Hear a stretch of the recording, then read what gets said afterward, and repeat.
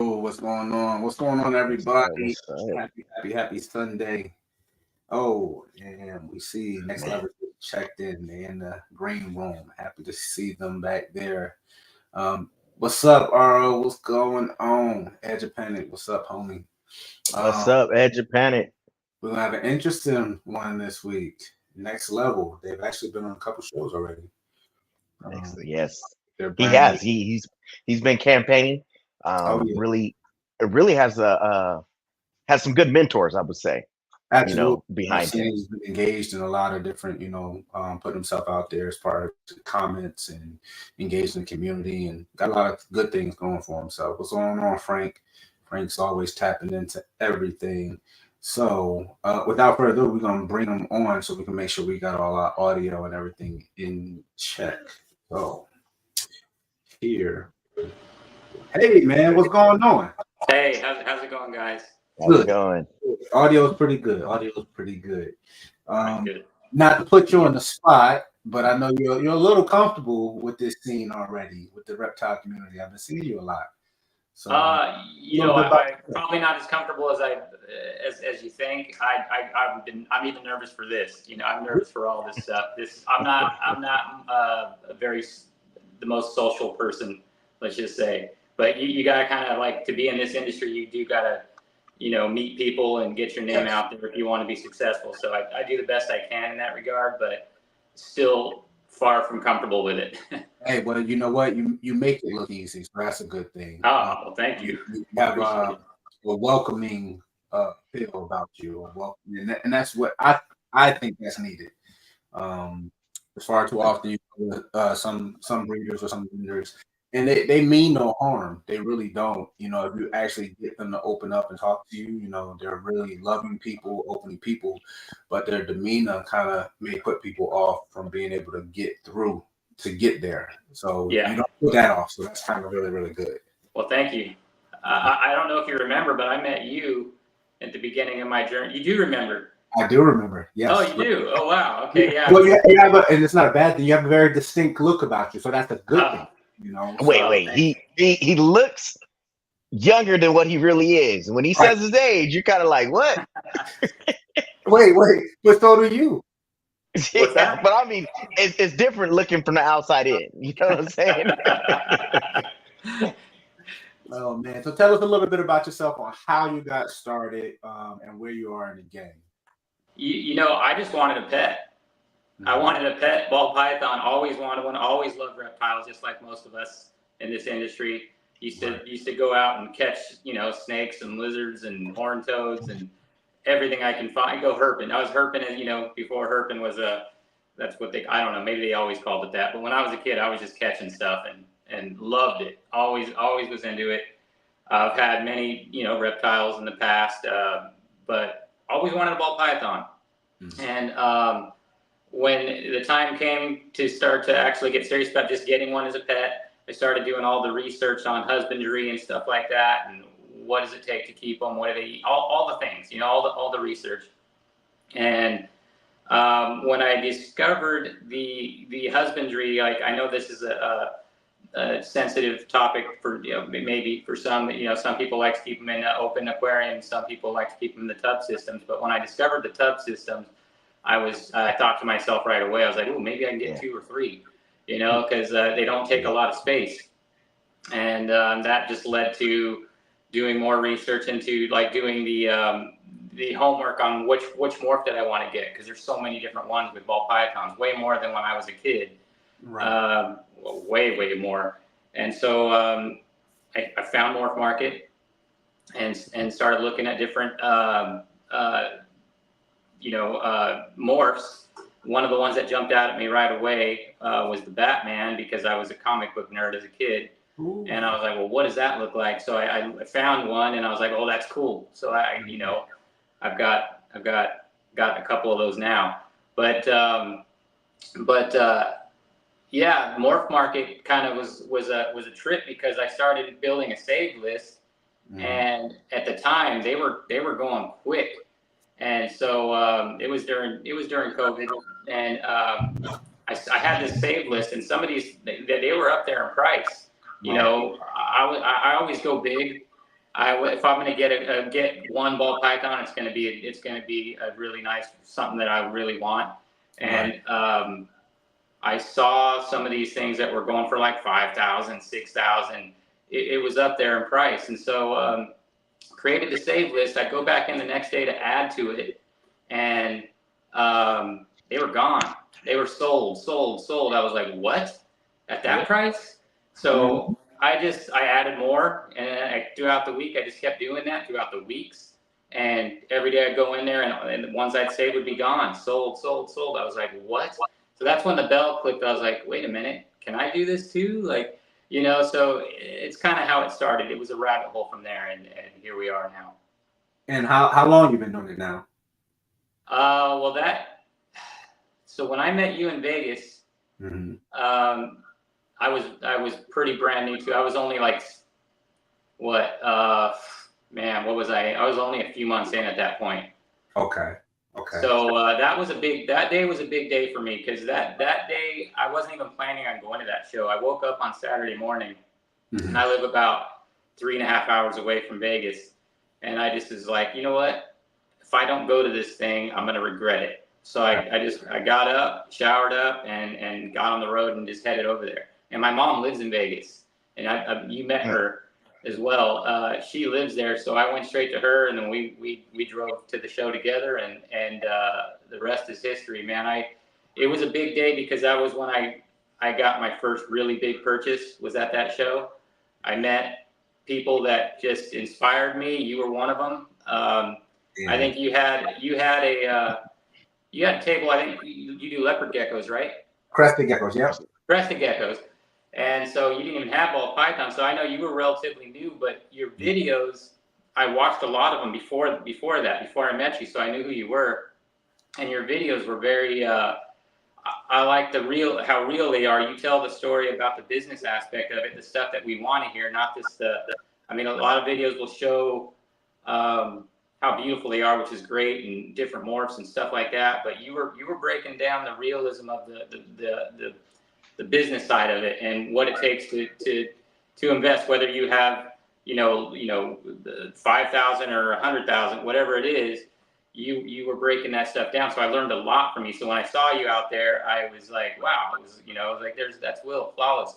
So it was cool. You were super nice, and took a picture, and that was a great day. I met Cusco for the first time in person. I talked to him before that, but then I also met a bunch of guys that have kind of become mentors to me now, which is that whole Troy from Best Dress, and Andrew, Jacob, Jerome from No Limit, and all those guys, man. Antoine, I love talking to Antoine. Every time I talk to Antoine, you can't help but just laugh. And he doesn't even try to make you laugh. It's just him being him. So that's just a great group of guys that I've been able to lean on and stuff. And everybody's been so just amazing. But that day was a turning point, because that was the day I bought. I bought an Inchi, and at that time it was pricey. We won't go there, but it was an Inchi leopard DG clown. Oh yeah. Yeah, and she's putting on some size and looking great. And but that was my first big investment, and that was the day that I was like, I'm all in on this. Right. Yeah. Oh yeah. When you spend something like that, you all in, no matter what. Yeah. Without even thinking, you're all in. Yeah. Because I think that all those purchases are worth it. You said you watched some of the videos, and I try to not kind of cookie code everything, but just tell it's just real. It's just how it is. And it just tends to, unless you have a home run male. I mean, your home run male, newer jeans, newer combos is going to be god-awful expensive. But typically, the same level female is going to be more, typically. So people tend to go out and get those females because, you want those jeans. And that's solid. That's a solid way to go about it. But getting started, that's hard. And we were doing, I think it was called the Getting Established little series. Yeah, I watched that. It's important, because you want to have good genes on both sides, male and female. That's where all the vets really obviously they have the experience way over myself and everything, but to have 20 plus years in the game, hold back after hold back, replacing this female, that female, they have tub after tub after tub of females that are established, double, triple recessive codoms, and not even lined up to be paired with anything. Then they get this home run male, and they're 10 years ahead of the game. Yeah. There you go. Yeah. We just all got to get there at our own pace. Yeah. Yeah. So the stuff that I bought in the beginning of my journey is the females, and I bought a lot of females. I did buy probably more males than I need, to be honest with you. Still learning. But I've got a lot of females now that this year I'll probably have maybe 6 or 7 clutches. But next season is when all those females will be up to size, and then we'll have more chances at some crazy stuff. So I mean, this is going to be my first real season of breeding, and then next season will be I feel like a big year for me. So that's going to be and the crazy thing about this whole thing is it's been just over a year and a half. So not a lot of time, but man, it's such a blessing to wake up every day, come into this room, and just open all those tubs. I get hassled a lot I think I over clean and over change the waters, but it's just an excuse for me to open the tubs, man. I love opening them, and it never gets old for me. So. And it's hard, it's not easy work. It's simple when you get into the routine of things, but we always try to, I know I do, I try to play devil's advocate with this thing. And as far as the business side of it, but I do truly enjoy the animals, like you said, going peeking in on I guess I suffer. I'm sure Audrey will be in the commenting as well, but a little OCD, it's not always a good thing to be a perfectionist because nobody's perfect. But that being said, like for us, even with the geckos and the ball pythons, it's been a better experience with us having more than having less, because I find myself, whether it's the new snake or the big gene combo, you gawk over them. You go in there 4 or 5 times a day, you're peeking in their tubs. In my opinion, they need their time to adjust. I hear you. I do. Make sure they're clean. Make sure they got water, fresh water, but they need their time to adjust. It's everybody's experience, whether you keep in tubs or enclosures. I'm not gonna get on that tangent. We welcome everybody, but if you're keeping these animals, you know that they are very finicky.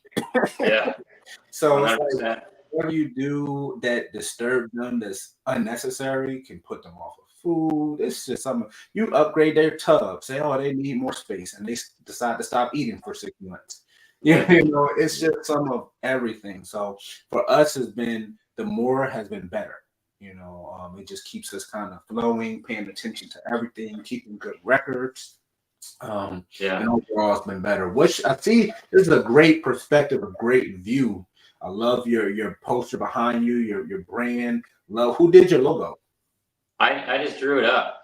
Oh wow, that's cool. I kind of had an idea once I picked the name, which the name was. Everything cool was already taken, and that took a long time. I'm one of those guys that just does research on anything I ever do. The name thing was probably one of the hardest things, and the name thing too. Once it was picked, I always want to address this with people. When I put next level morphs, it's not to be cocky, like I'm going to be making the next best stuff in the industry. That's not what it was meant to be. It was more meant to be the next phase of my life. I am, as Darren said, older than maybe I look, which I appreciate. Thanks, Darren. But hey, you can't say that without telling us at least a ballpark of your age. I'm 52. Oh wow! Yeah. Now you're like, oh wow, really? Yeah. You thought he was gonna say 40 something, maybe. No. So it's supposed to be next level morphs is supposed to be the next phase of my life, like the next chapter, and it's never too late to start something new in life. And so that's kind of where that evolved from, or where I was going with it anyway. And yeah, it just a stair snake just seemed to make sense. So I kind of was just messing around and drew it up. And then I kind of like the simplicity. I wanted something simple. I wanted something to where you don't have to see Next Level Morphs under it to know that it's Next Level Morphs. You see that logo and you'll know in time. Hopefully that's the goal. We'll know, okay, that's Next Level Morphs logo. Right. How many shows have you been to? I've only been to the Vegas one, and then pretty much all the Pomona ones that have gone on since that show. I think what was that 2022? Yeah. You have to go to Tinley one time. Check out Tinley. No, I know I do. I got to check out Tinley. Overall, good experiences. Everyone, yeah. In fact, this last one, where I met Darren for the first time, I was talking about that, me not being very social. I wasn't feeling that one. I knew I was going to go, and on the drive there, I was kind of dreading it, and I was like, man, I'm just not feeling like I want to see a bunch of people right now. What I'll do is I'll just come in there, I'll just make my rounds, and I'll bail out. And the first person I ran into was MJ, and he had Emilio there. He was visiting, and he was at the booth too. And man, they just made me feel so comfortable and welcome right out of the gate. As soon as I saw them, they lit up and they got me going. And after that, I went straight to that's when I met Darren right after that. And then Darren, me and him were chopping it up for a bit, and then right then at that point I was there for like several hours after that. So I felt great after that, and it's just got to have to get out of that that zone of just not being comfortable, all the time in social situations, and that's something I still work on, so. Yeah, it takes a little time. Did you meet Austin too when you were there? Yeah, I did. Yeah. Yep. Nice guy.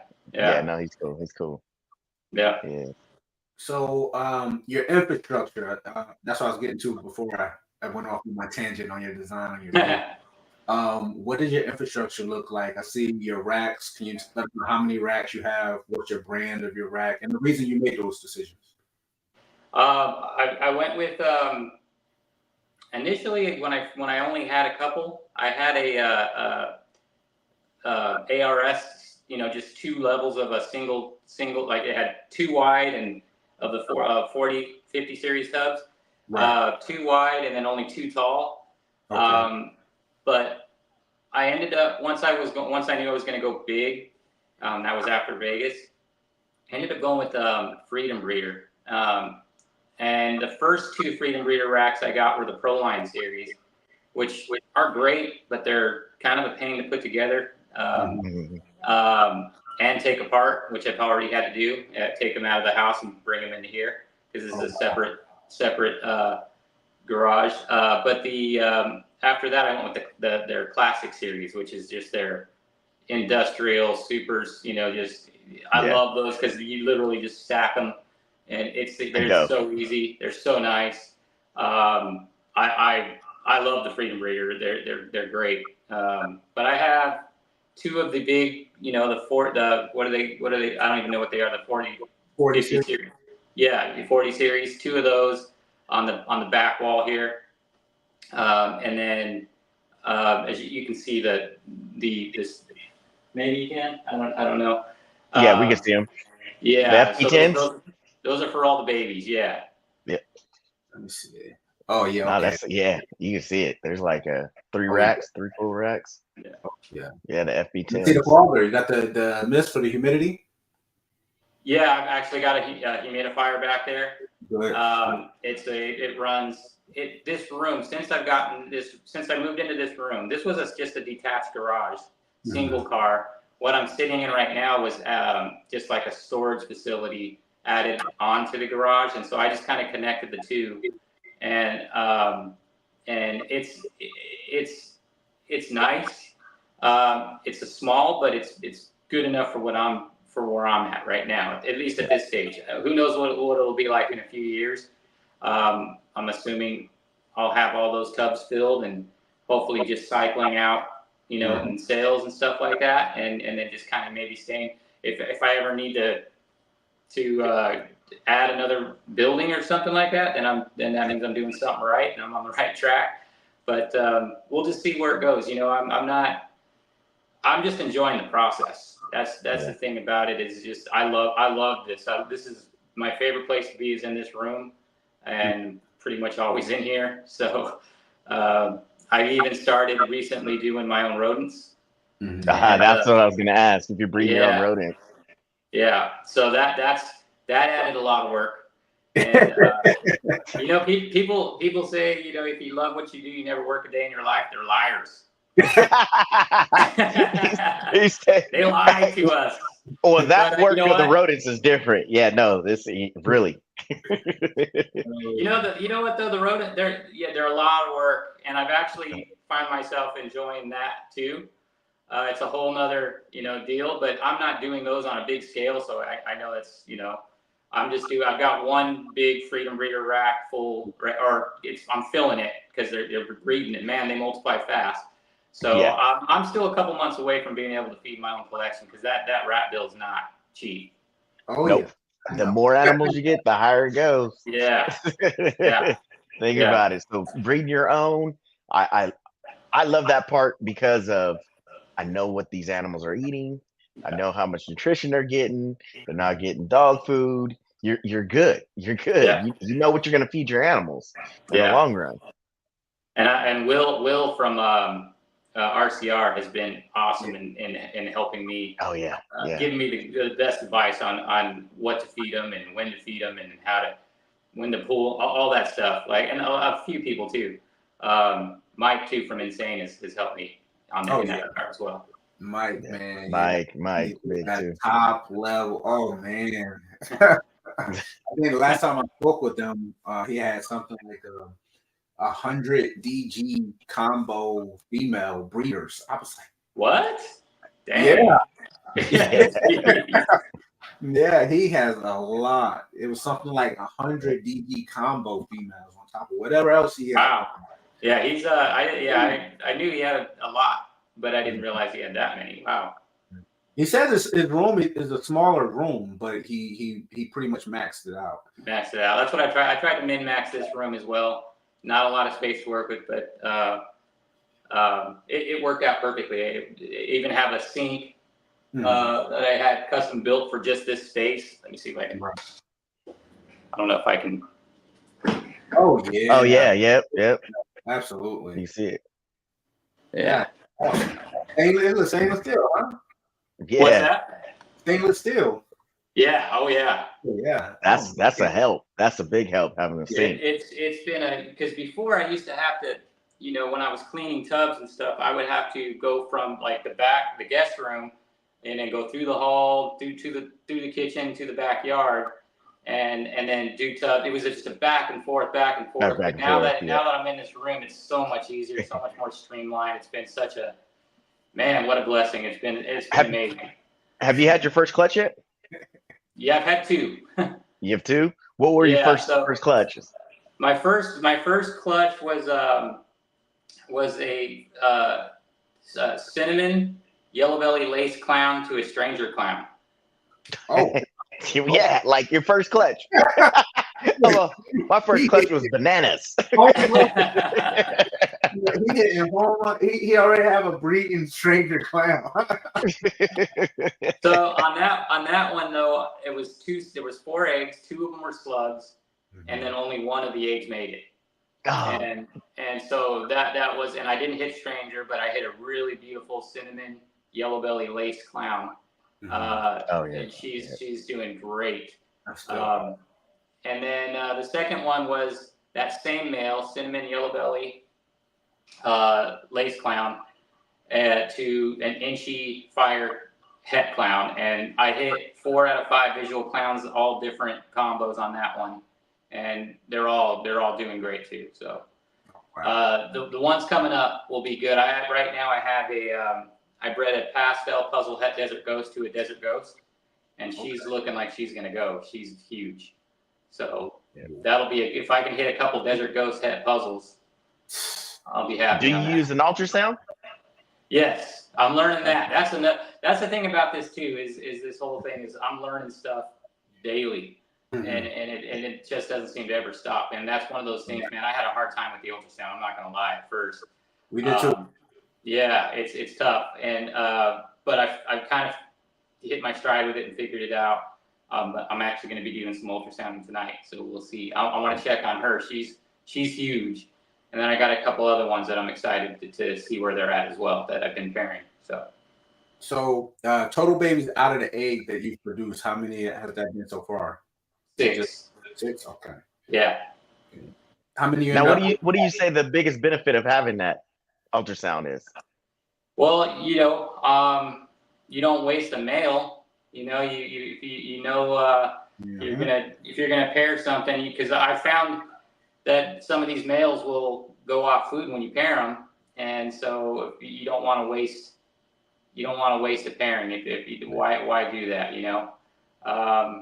That first clutch I had, I only did that to get I paired that to just get the female to get back on food. She wasn't eating.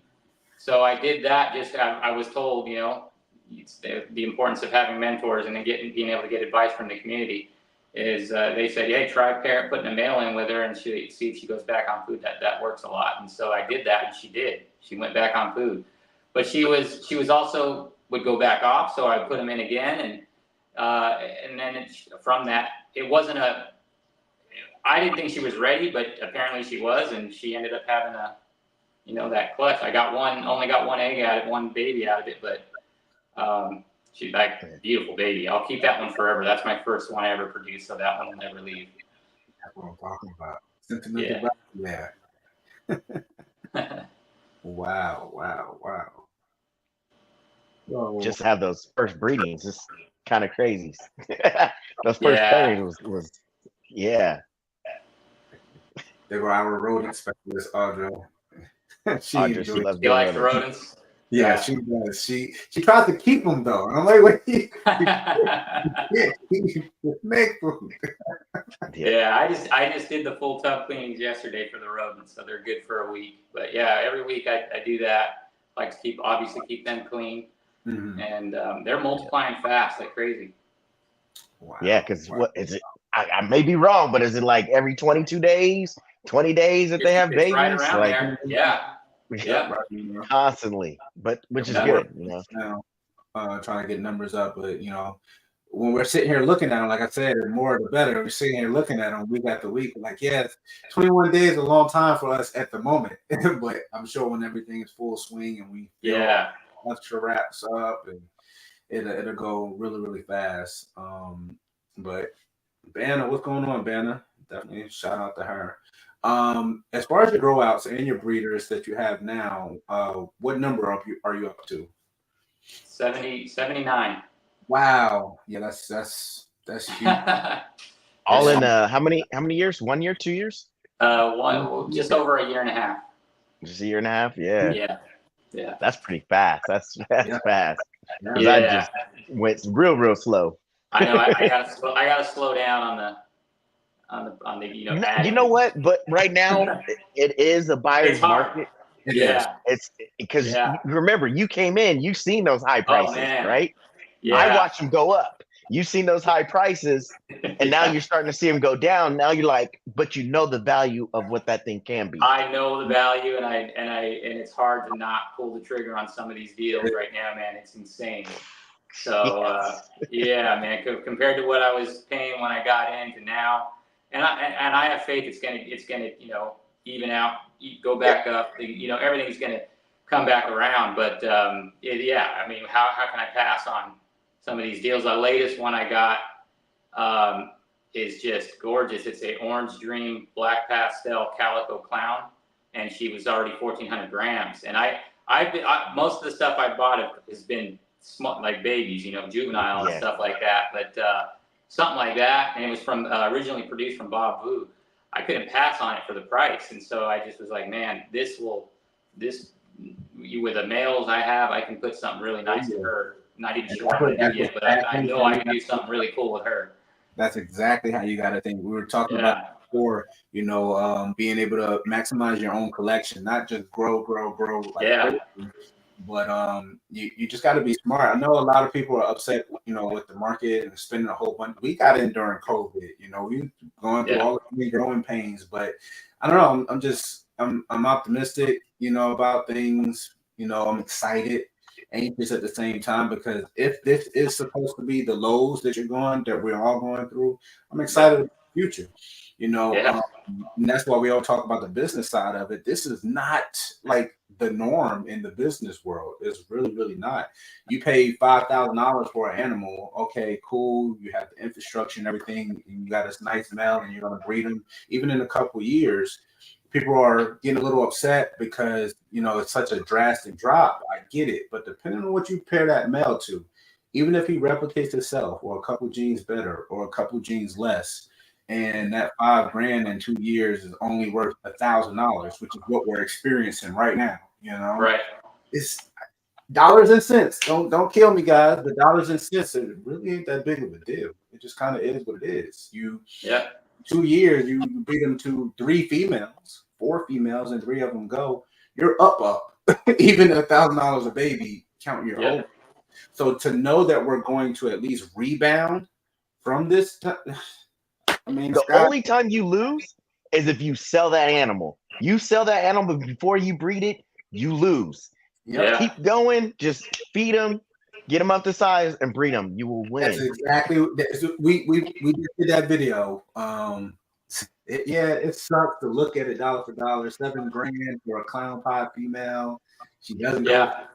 She's a slow grower, but we have her. And now she's finally getting up there in weight. We haven't got a chance to breed her yet or anything, but if you go for the market of what it is now, you can get a clown pie girl for $1,000, and be breeding her soon, So I get that, but it's the same thing. What are you going to pair it to? What's the next step? Also remember, like a lot of these double recessive genes, the base has been in works for years before COVID. And people see that they were starting to grab, they were getting COVID money and starting to grab directly like dreamsicles or whatever. It doesn't matter. Or clown pies, first thing. What happened? What happened is you wait a year, 2 years later, people are already producing those now because now they're breeding. Then guess what? We're flooding the market more.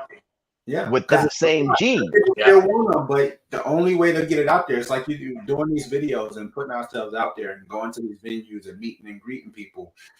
It's just common sense to say, hey, I have the only one of this snake that's ever been created. You put it out there, people like it, people hate it, but there's still going to be a demand for that animal. There's no supply.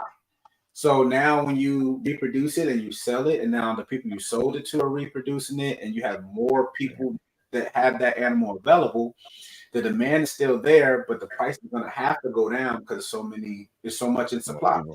So the more and more that's being reproduced, the price is going to keep going down. Now, the only way to combat that, and again, I think it's the educational side of things. That's why we try to put out content. Not to say, hey, this is the only way to do it, but to help people go in the same direction that they want to go, which is where we want to go. And just give us ideas, Right. It's like throw your protein in there, Your perspective, because you've got a background in crested geckos for how long? 8 years. So so you've got experience. It's not like you're making it up as you go. You've got experience in that regard. You may be new to ball pythons, but you've been doing the crested geckos. So that's why your advice was so valuable to people like me, that are learning and trying to pick things up as we go. But to your point on the clown pied, like one of my first, before I even got the Desert Ghost Leopard DG Clown, was from Michael Cole, Baldwin Python South. I got a hypo clown het pied because I wanted to do a clown pied too. Hypo clown pied was a goal, but now I'm like, man, do I want to do that? So she's up to size, she's about ready to breed, but you could go a different direction now. She's hypo, she's clown. Maybe I don't use the pied part, but I can put something I can put something else to her and make something else cool, with hypo. Or go the same direction, just add more incomplete dominance into it. Exactly. So that's where there is. The values go down, but there's so many with ball pythons. You know, there's so many different directions you can go with all these morphs and stuff. So you just got to be. Your imagination is the limit. Like Right. It's endless. You know, you can do so many things. So Yeah, think outside the box. Try to do something really cool. The majority of us, we get stuck. You know, even Darren's told his story 1,000 times. But when something's new, you're so excited about it. You know, and he's in a different world now. He was more, in my opinion, I'm sure he'll agree, but he was more in a hobbyist mindset. And now he's thinking business, entrepreneurship, and being creative. But when the Dreamsicle project came out, it's like, oh, cool. There's no problem buying double het and shooting you out. No problem with that. But your objective in doing that is you want a Dreamsicle.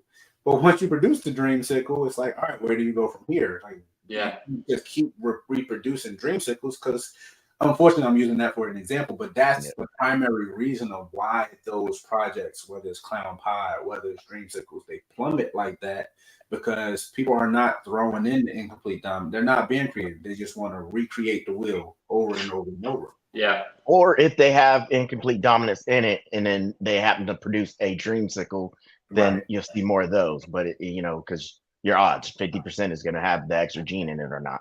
So yeah.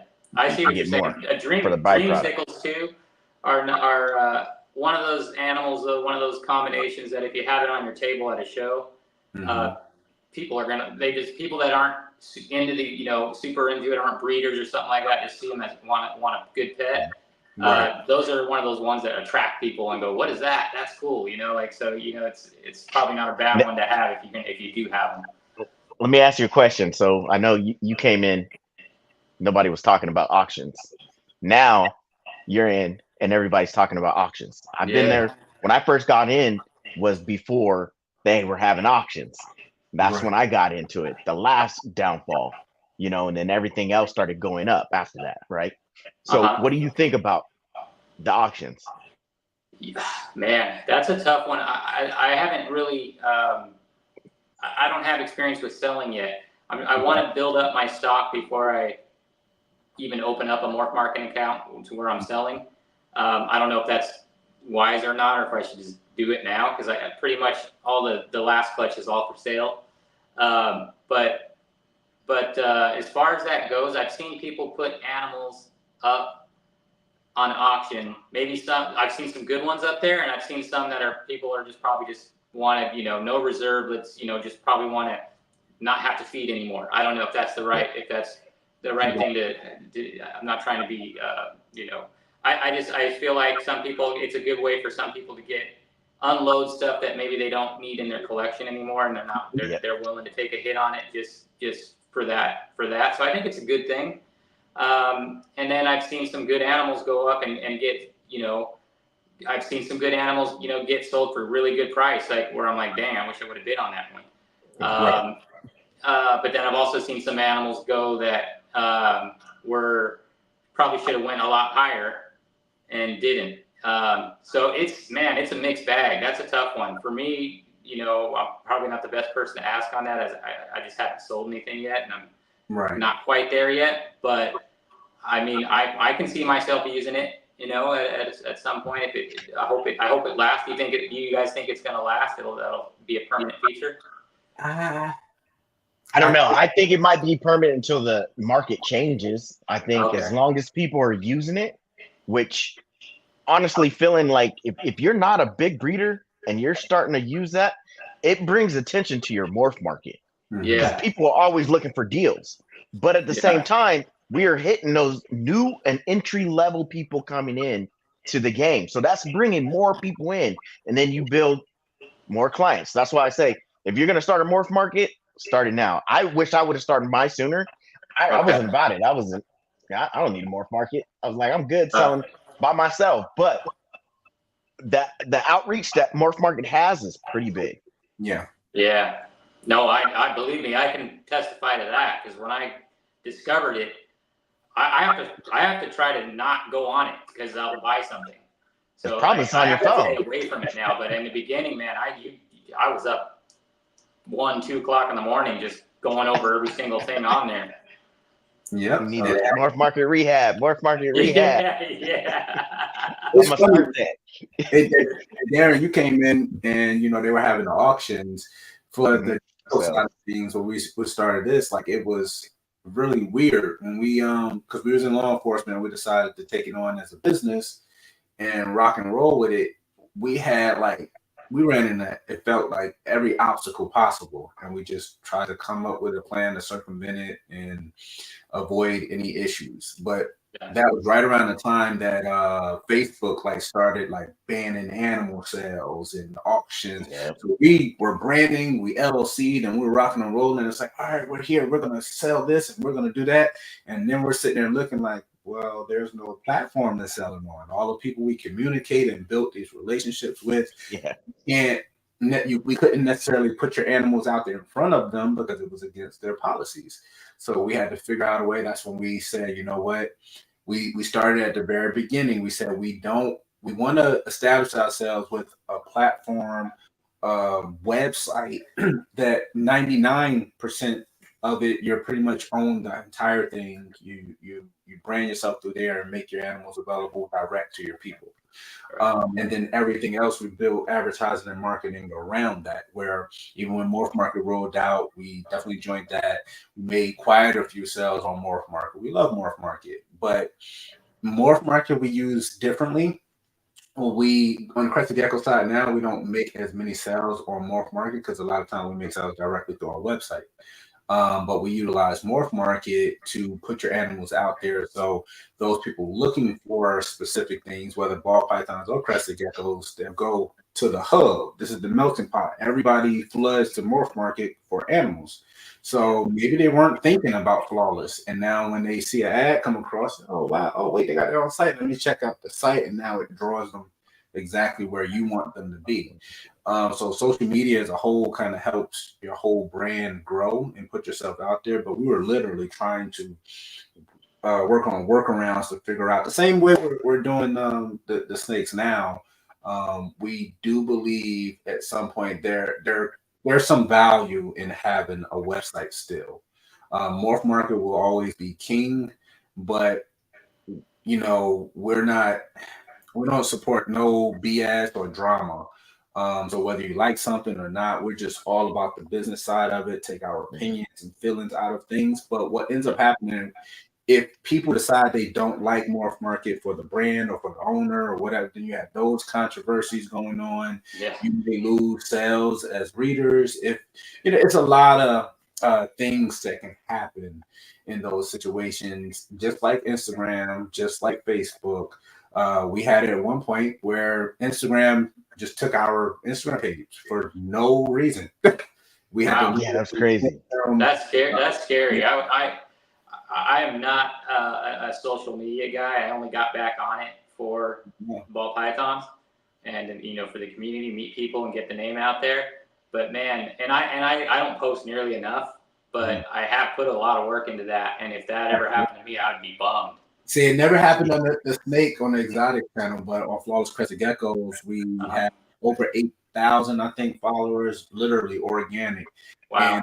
And they literally woke up one day, they pulled the page, and I'm like, what in the world going on? So message, there's no phone number to call, nothing. And Did you get it back?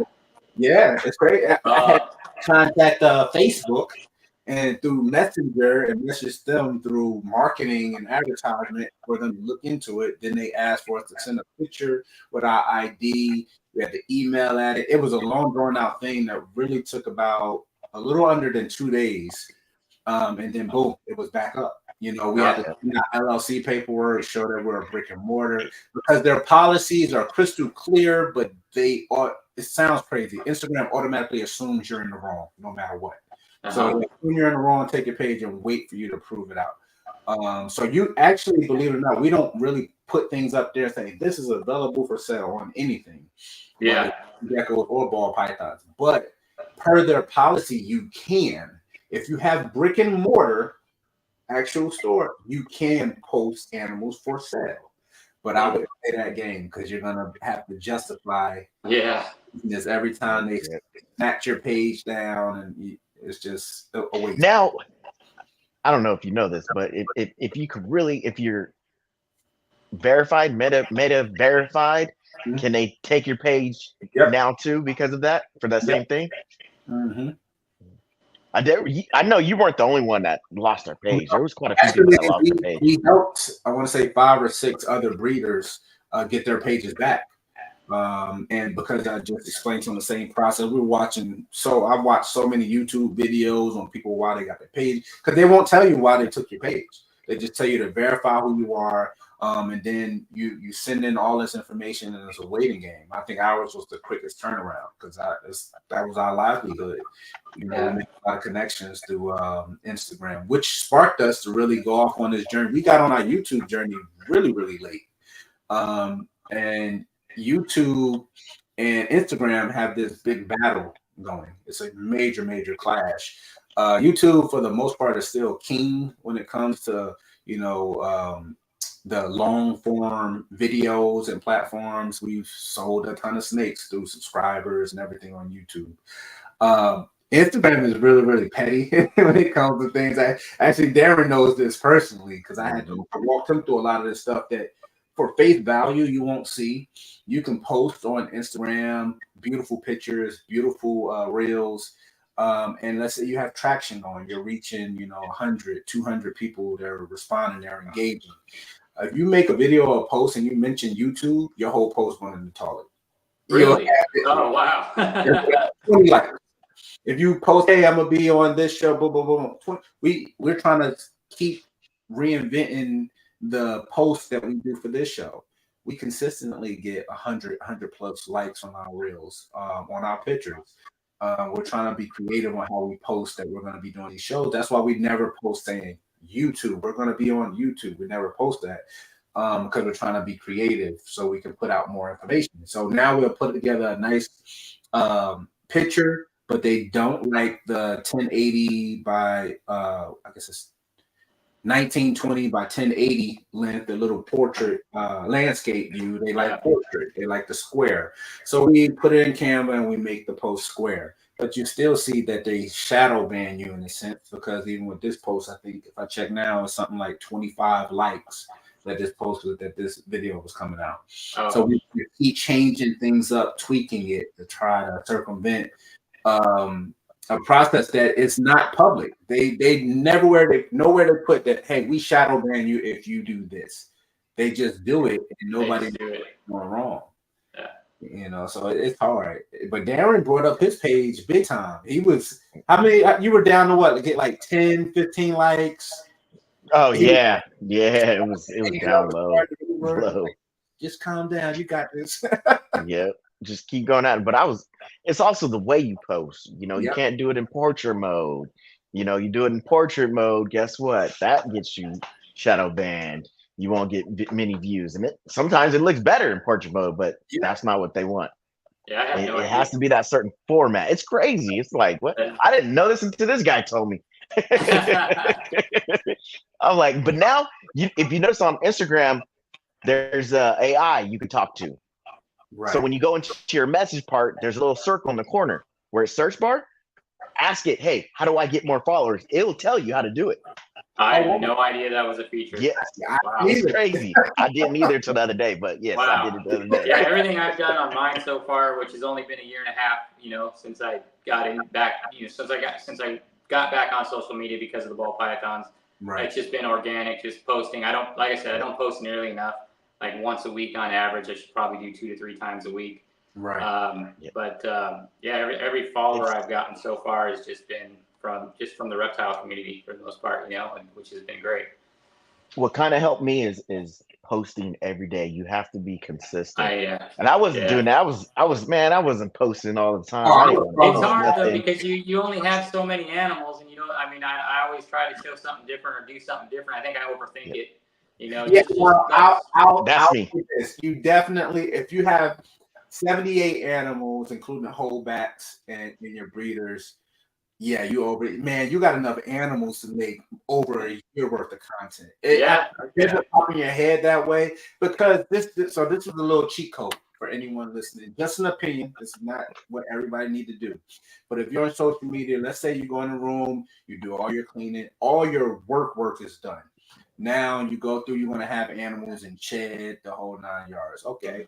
Pick 20 animals. 20 animals, break your phone out, clean up the camera up a little bit. Yeah. And be in the tub. You know, you want to go snap a nice high quality picture of each one of these 20 snakes. Then same tub, you go, you take 10-second clip video of it just moving around, just chilling out. All right. Then you go to a tabletop where it just any matte color, something that blends well. It could be your logo in the background. Take the same snake, put on that, take another 10-second clip. 20 times 3, you got 60 posts in your phone in the last dang, look at you. minutes. 60 posts in 30 minutes of time that it took you to do that. And you do that literally once a week. You're thinking, you're going about your business. You ain't even in your facility. And now they're making it easier because you can schedule posts. You could sit in the bed at night, schedule 20 posts. Oh, damn. I didn't even know that. See, you guys are teaching. You're dropping knowledge. I had no idea. I'm kind of still learning it. Old guy, still learning Instagram. And so, I've just barely figured out how to do reels. And I always put a lot of thought into, the angles and all that stuff. And then this whatever song I'm going to put to that reel is like always like I take notes on, okay, I've got a list. Okay, maybe I haven't used this one yet. I'm going to use this one. All stuff and all the songs and stuff I use are stuff that, maybe I was into or impacted me in some way as a kid or all the way up to now. So there's just a lot that goes into each reel, but probably not a bad idea to do what you just said, make it, simplify it, and then just post more and get, probably grow faster that way. You're always going to have those ones that you're going to put, it just has more of you in it. Yeah. Look at Nixon. Oh, man. Yeah, he's talented. Him and Leviathan, those guys, they do some amazing. His videos are crazy. Both of them. Yeah. It's like what? They're very good with the camera. And Cusco too. Like look at his the videos he does are just quality. Like he just you can tell when somebody loves that part of it. It shows through in their reels and in their videos and stuff like that. Like that's a skill though. Absolutely. Yeah. It's a skill to even want to talk to yourself in front of the camera by yourself. It's like believe me, like anybody that can do YouTube videos and do them consistently like that, I got mad respect for because that's something that I've battled with. I do eventually want to start a channel, but man, I'm like I said, I'm not the most social person, so for me that'd be a big leap for me to do that. And I've got friends and family telling me, hey, you need to do a YouTube channel for your snakes. And I'm like, man, it's that one's going to be a tough hurdle for me. So we'll see. Can you imagine seeing me every week on a YouTube channel? Like, I don't know. Absolutely. Hey, Justin was the same way. He said that was his biggest thing was hard being out. We take ourselves out. I'm sure we all have at least experienced talking to a reptile person that may be, let's say, burnt out. They're burnt out from all the hustle and bustle and maybe just having a bad rap or a bad time, bad experience at the moment. And maybe we caught them at a bad moment, and they're venting, and they're tired of all the new reptile YouTubers. They're tired of this. They're tired of that. But again, that's just a bad moment they're going through. That's my opinion. Because honestly, for me, we're still new. I keep preaching that. We're new. This is our second season of having clutches. And to be honest, when I'm down in the vault, in the facility and we're cleaning and we're doing work and we're doing all these things, a lot of the times I tell Darren, I send him messages all the time. Check out this new YouTuber. He got 20 subscribers. And I'm sitting there binge watching. That's cool. I got it playing. That's cool, man. And it's it's people that have enclosures, it's people that run tubs. I don't care about none of that stuff. I'm just getting the information, trying to get my eyes on snakes. I'm one of those people that love to hear because talking about old timers again, not picking on them, but it's just a way of thought. Good buddy of ours, Limey, love the guy, man. Limey, he's got some killer stuff. His killer way he posts though. The way he posts, he'll just say, what will he say? Like blackhead things. Yeah, or something like that. You know, like you don't know what it is. I'm like, what's in that? What the heck is in that's that? why I say it. The old timers, they post very cryptic. Yeah. But you can't even ask him, because you ask him, he doesn't even say anything. No, he won't tell you. It's different. It's a different thing. You know? But I love that stuff because at the same time, you know, those are the same people typically that it's a blanket statement. They hate hearing world's first, world first. I like hearing it, you know, because I don't want to say I don't care whether it's, but I don't care whether it's world first.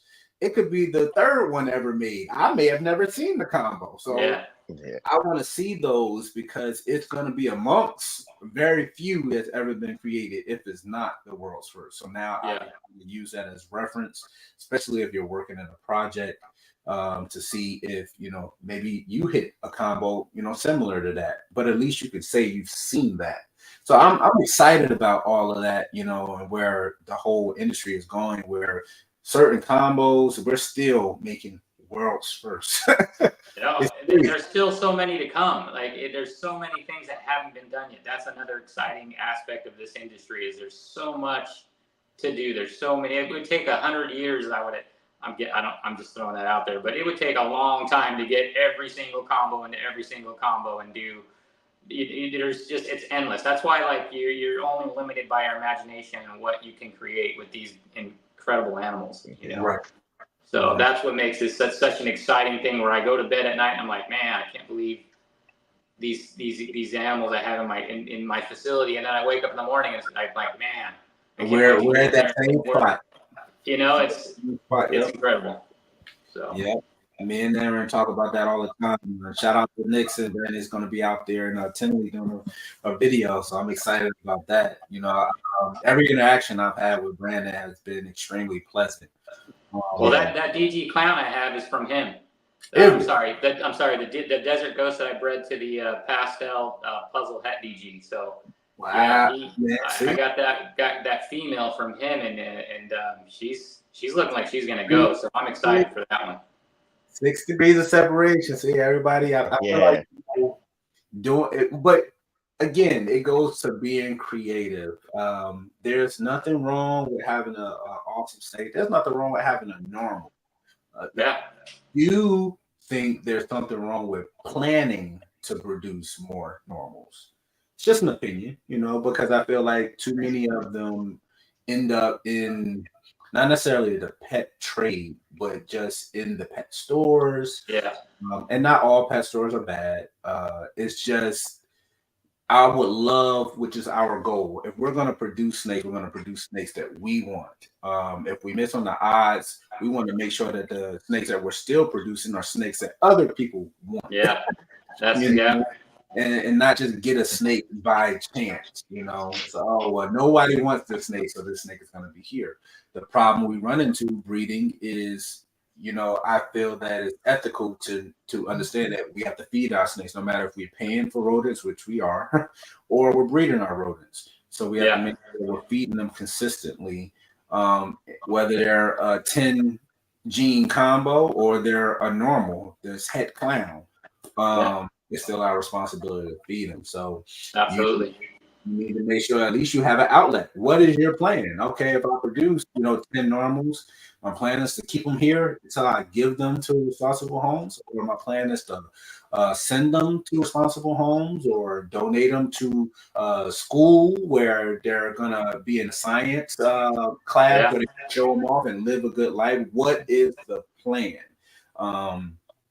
I think everybody should have that plan. I think too many people go into it saying, hey, I'm gonna, take a normal het clown, breed it to OD het clown. Nothing wrong with the breeding. I think if they're at that level, do what you're gonna do, but you need to understand if you have those 6 babies and most of them are not visual clowns, what are you gonna keep? What's your outlet? I don't think we don't think it all through.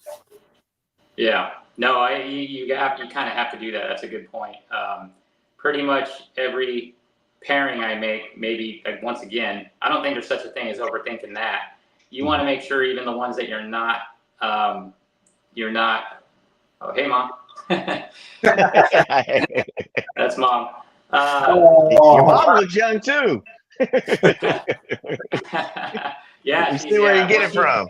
My mom had me young, so she is young for having somebody as old as me. Yeah, every pairing I do, I want to make sure that even the ones that I'm not shooting for, because I want to shoot for at least a holdback in every clutch, and then the rest are going to be something that other people want. Like to your point, Will, that nothing against normals, but nothing normal, something that's going to be something that can help somebody else's projects out in a way. So that's, you got to go in strategically and just make sure you're doing pairings that are desirable for not just yourself, but for other breeders and hobbyists as well. Right. And there's nothing wrong with having, as Darren always explained to me, having the ingredients. It's actually a good thing to have to make certain projects. Like what we talked about it, which it wasn't controversial, but I understand both sides of it. But having elite combos, we're big. Yeah. Love them. I do think, I don't think it's the end game though. Like, it doesn't stop there. This is just a part of the puzzle. Yeah. You utilize this combo to get to here, to get to there. But it can help for us and our plans get there a little bit faster.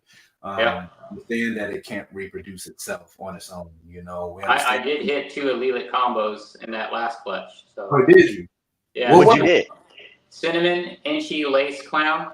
So cinnamon and inchy, and then a cinnamon inchy lace het clown. Now, hitting those, see, and that's an awesome pairing that you did. So, in my opinion, even if you weren't going to hold them back, it's still an animal that's going to be sought after by someone in their project.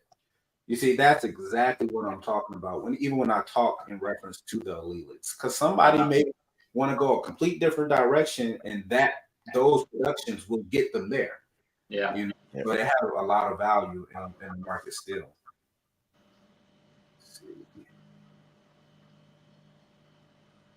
What are most of the genes that you're working with? What are the genes that I'm working with?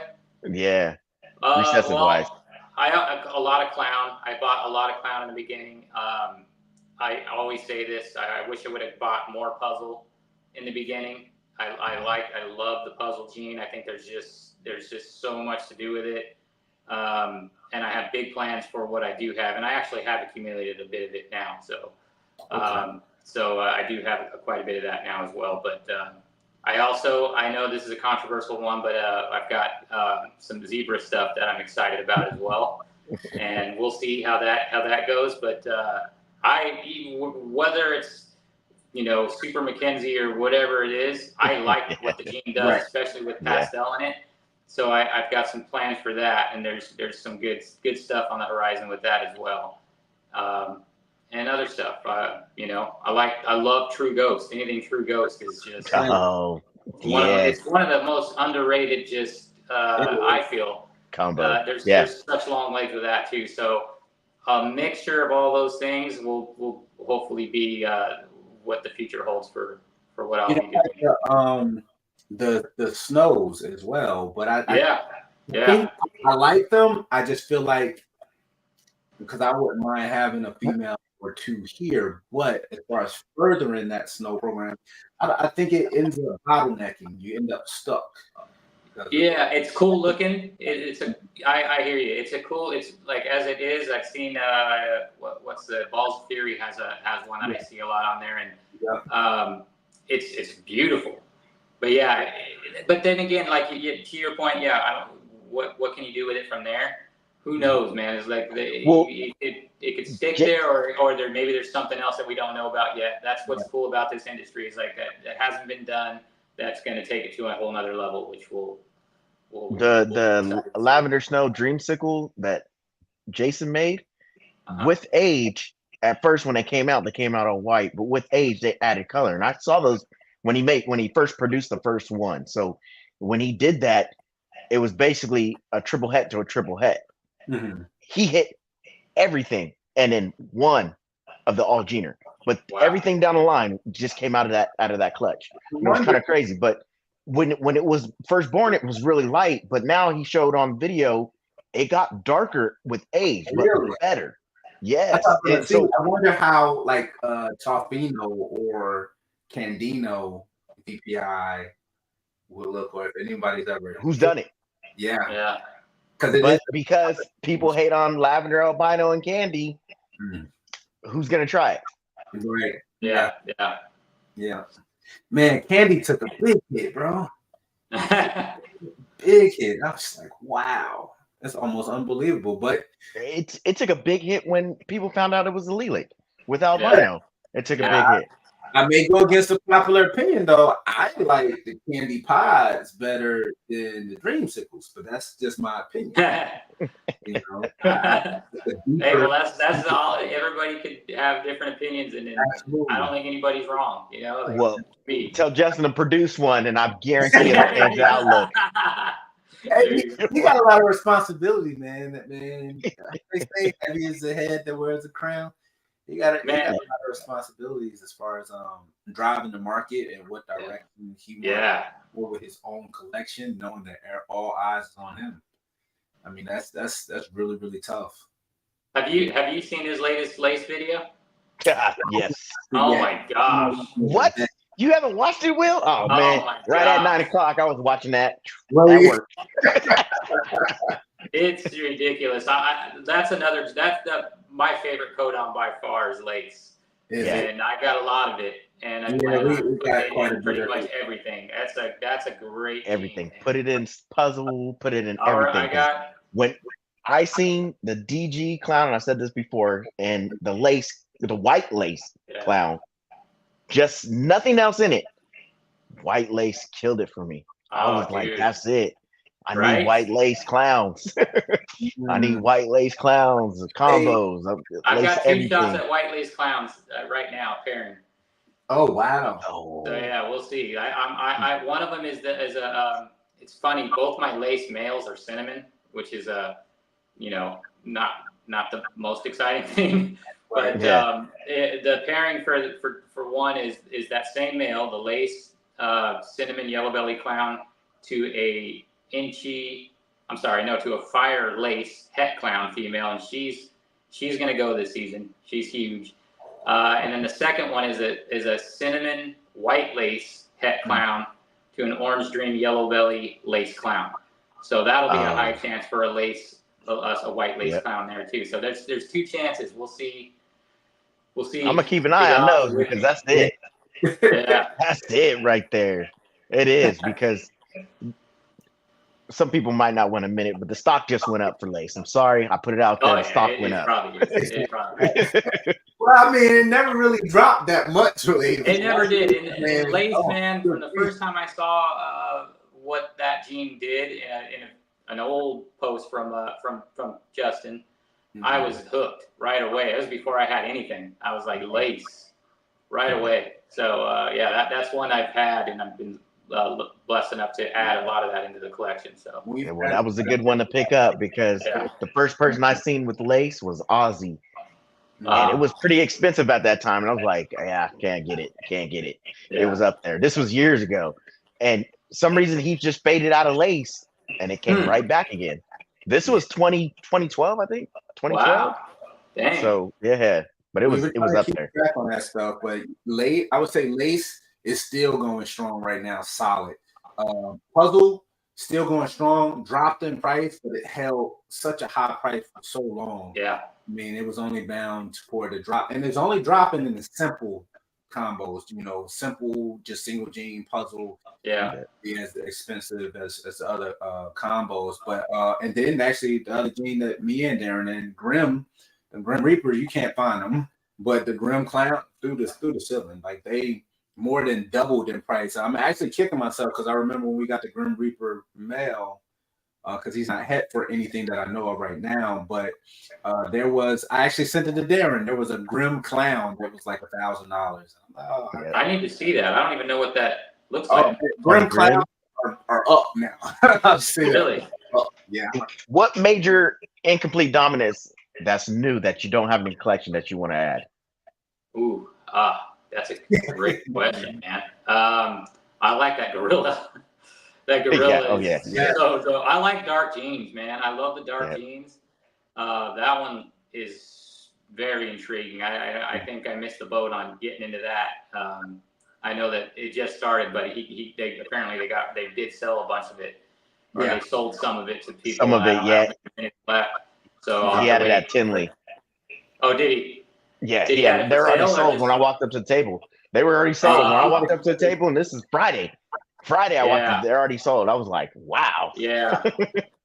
And then there's another one, and I can't remember the name of it. It starts off one color, and as it ages, it kind of completely changes. What? Mimic. Yes. Yeah. Mimic. Yeah. That's none of that's been for sale yet, though, right? No. To my knowledge, see, that's the hard part, and you know, kudos whoever's able to get their hands on some of that stuff. But a lot of it, you know, I guess for good reason. Some of that stuff, when we finally see it being sold to the public, multiple other breeders already have it already. There's so many. There's nothing wrong with it. People make connections. They're, you know, make friends in the industry. But a lot of the cliques, they're already in cahoots with each other, so you can get your hands on things as soon as first egg before they have excess to make available to Joe Blow. Yeah. If you like dark genes, have you seen the LC gene that KG has? Oh yeah, that is the darkest ball python I think I've ever seen. Yeah, that thing is dark. What's it called? LC? I thought it was LC. LC. LC. It used to be, but now they're trying to just put the LC because Black Magic is, what is it, Mojave and Black Pastel. Oh, so you know, people are kind of putting those two together. It's hard because and KG in a tough spot, you know, because that's a gene we're going to dabble in as well. But he owns most, if not the majority, of the entire project. But he didn't discover it, so I get given the respect to the guy with the initials LC. Keep that in there somehow. The name it's a conflict with other genes that was already around, other combos, so it's gonna ultimately prevent the gene from growing. But the originator of the gene isn't breeding at all anymore. Yeah. So keep him, I guess, reference him as being the creator, yes, but you probably need to rebrand the name because it's going to interrupt the growth of the gene. Yeah. It's like coming out, if you discover a gene, whether it's incomplete dominant or recessive, is irrelevant, but a beautiful gene that you see is genetic, you send it in for gene testing, and everything works out perfect, and then all of a sudden you decide to call your gene Desert Ghost. Yeah. Why would you do that? Yeah, that's going to be a problem. Yeah. So we got to come up with something, but I guess and he doesn't want to, because he also want to name a gene the bomb gene, but you want to be able to discover your own gene like that if your brand is Bomb Project. Yeah. So he's in a tough, conflicting situation. Will, can you pull up the Grim gene for him? Yeah. So Brandon's going to send me a pic later. Yeah, but I want to see that. Yeah. Thanks, Brandon. Close it up. Yeah. It's when you see it, you're gonna be like, oh, okay, because it's a grandy dark gene. It's pretty dark. Mm-hmm. You stack more dark genes on top of it, which, you know, leopard, acid, you know, stranger, it's gonna be crazy. Yeah. Let's see. Yeah. Snake inquiries right now. But what was one of the other genes you think about that's dark besides that? Like, man, you know what I don't have in my collection that's just as old as, you know, ball python time is GHI. And there's a lot. You don't have GHI too. And I need GHI in the collection, man. I almost bought one, but I ended up going with that Orange Dream Black Pastel Calico Clown instead. But yeah, that's one that looks like Brandon just sent me that picture, but I won't click on it yet. But yeah, so that's one I would love to get, because I have all the genes to make some, you know, Kraken stuff, you know, like, and add to that. You obviously don't want to recreate stuff that's already been made, but you know, if you can stack and add to it, and like I've you know, what Justin says all the time is it's not just about stacking a bunch of genes, but stacking the right genes that complement each other.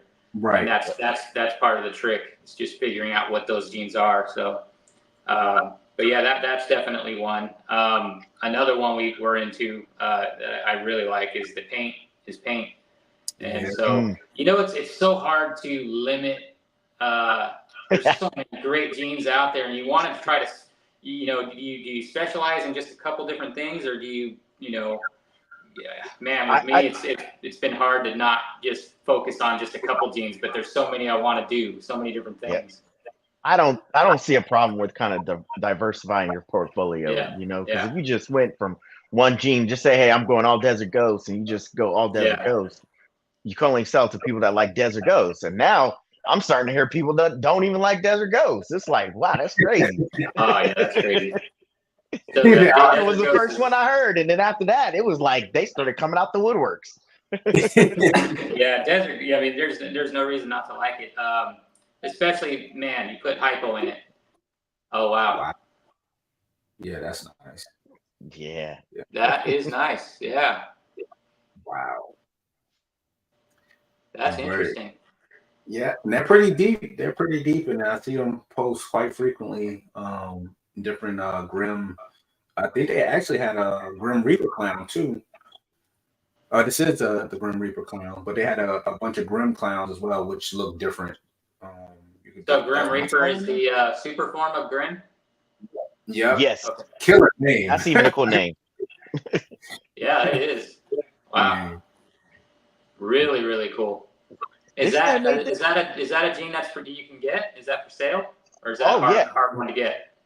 Well, the super version is, but the single version is kind of fairly out there. It's decent, right. But that's cool. Super's where it's at. Super's where it's at. Super everything. Yeah, well, absolutely. Hey, Darren, you got check on the Grim Reaper girl you got. She in shed or anything? Can you show off? Oh no, she just shed too. Oh, is she? No, she just shed. Oh, okay. She's good. Perfect.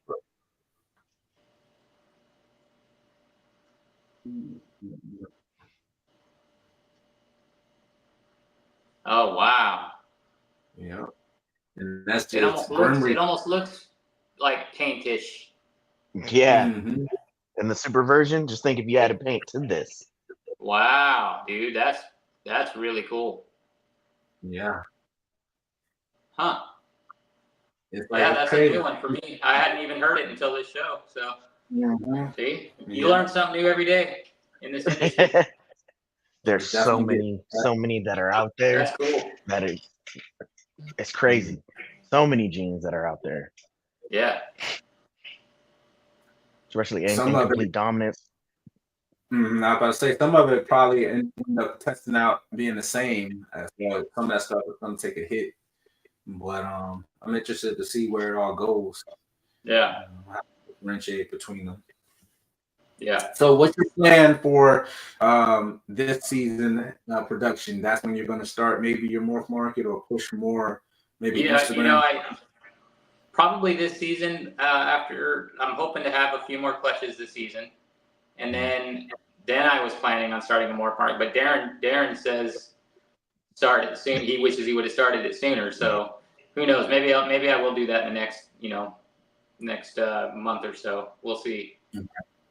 I don't even know what the cost is or anything like it, but whatever if it is what it is. But even if you started with the base and work your way up, I mean, I don't have the premium, so, but still, just work your way up. Yeah, put the animals up there and see what happens. Yeah. Yeah. Well, yeah, because it gets a little bit of traction. People start looking at your page, kind of watching what you have, and and then just like anything else, once you have a page, how many times you check a big breeder's page? I always do. Yeah. So why not? Yeah. Why not have them looking at your stuff? Yeah. All the time. You're like, oh wait. And you said you're in Vegas, right? No, I'm in California. Yeah. Okay, you're in California. He's 3 hours away from Vegas. Yeah. His mom lives in Vegas. How far is it from North Cali? From where? North California. I'm in Southern California. I'm in So it's like a whole other state. Yeah. He's closer to Vegas than he is to me. That's crazy, huh? He's closer to Vegas than he is to me. And still in California. Where are you Sacramento. Sacramento. Oh, okay, yeah. Yeah. It's a little bit of a drive. That's why I hop on the plane if I'm going out that way. Yeah. That's crazy. Flying in the same state. Well, it's a big state. Yep. True. Oh, well, sometimes if you get Southwest, man, them tickets can be $29 to $59 super cheap. Yeah. and do it. So it's cheaper to fly than it is to drive, and that's crazy. Oh yeah, that gas. So I'm not good with the state out there, but Pomona, is that close to you? Yeah, I'm like 35 minutes away from Pomona. Oh, okay. Okay. I'm going to all those shows. You know that. He's not going to all of those. Yeah. Wow. I was a little jealous when I saw it after Pomona. First of all, I should have stayed for the auction, which I haven't done yet. Oh yeah. Because I missed out on meeting Miguel. Because that guy. So when I got into this, man, I did a lot of research, and then after the research, I created this business plan, and I've never done anything like that before. And you know, I presented it to my wife, who owns her own business and has this is year 24. Oh, and wow. So it was one of those things. I was more nervous than a kid going up and doing a book report in front of the whole class. Like I was nervous because I know how my wife is super. She's very real. She will tell you like it is. If she doesn't think it's something, plausible, she would tell me. So that's why I wanted to show it to her. And also I know what the hard work that she's put into her business for 24 years and watched her just do that over that time. So I know that if she got on board with it, that I could do it. But it was such a nerve-wracking thing to do, dude. That was I forgot where I was going with that, but I was so nervous. But Miguel was in that business plan. He was a big part of it because he's in year 7, I think, right now, or something like that. But he was in that business plan, and I would have loved to have had the chance to meet him. And then I saw, even after the fact, you guys ended up at his house, and man, I was like watching that, going, "Damn, dude!" You watched it? You watched the whole thing? Oh yeah, I watched the whole thing. I watched you win. Didn't you win a snake? Yep. There was dude. He was doing a clutch cutting. But did you even do the one when he was giving them away too? Yeah, some other people. I saw that and I was like, man, you didn't put in a number. Dude. Yeah, no, I do, but that's why I was like, man, I wish I was there. Like, I wish I could have met him, because I would have just even met him at the show. And I mean, the fact that you ended up at his house and looked like you guys were having a blast was just. It was fun. It was fun. It was. What a fun time. His hospitality is watching it. His hospitality is on a different level. He took us four-wheeling. I mean, not four-wheeling, but off-roading in his truck. Is it hospitality? Nice. I thought he was hostage. Yeah. Man, hey, I have fun. Like everything. He's like, y'all not even. Y'all can stay. That's awesome. Yep.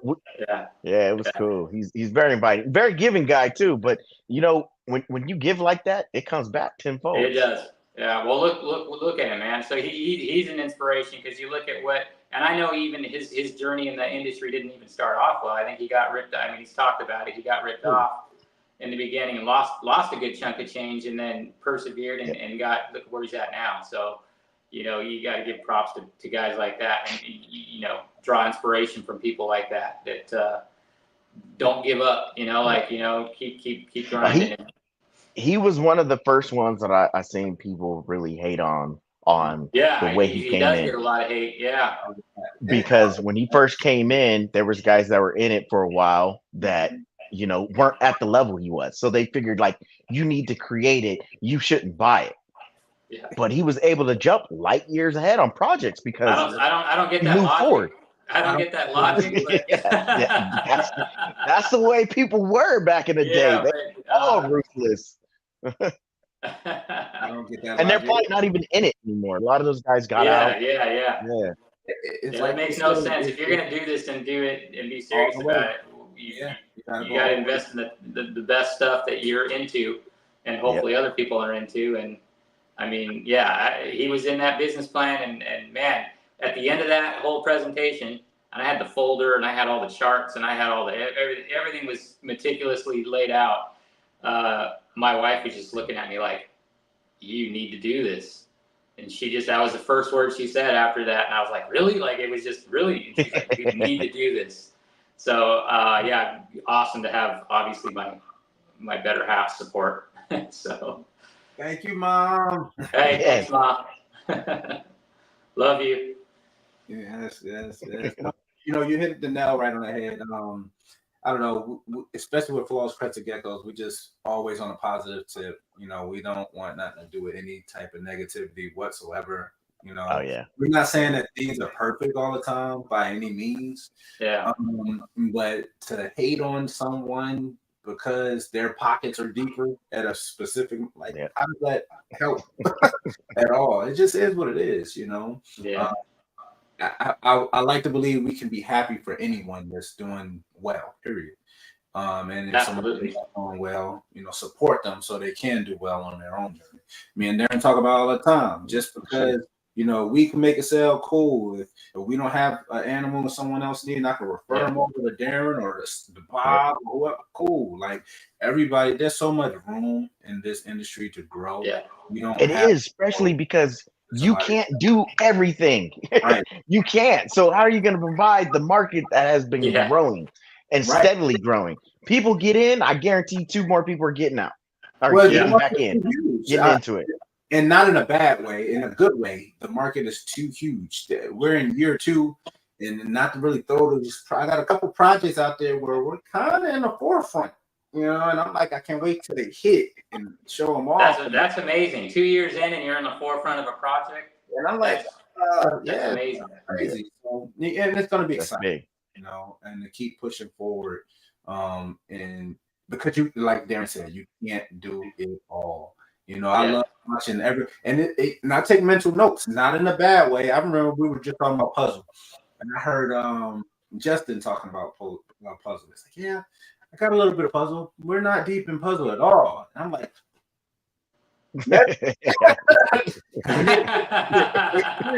his not being deep in puzzles are different, than most people. He left that door crack, you know. So it's yeah. Take a serious look at what you want to work, you know.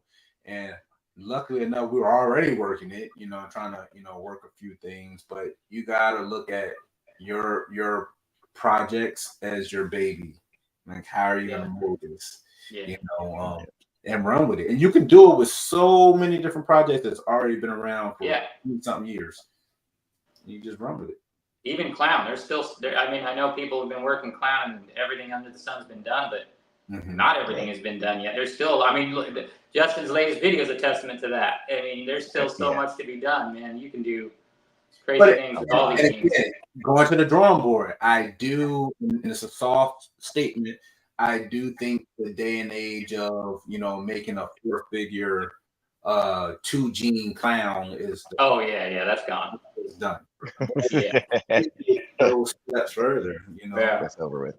Pompeii's, they're gonna be, you know, the same thing like Batman. It's funny because this is we just hashed out 4 out of 5. I saw that. Yeah.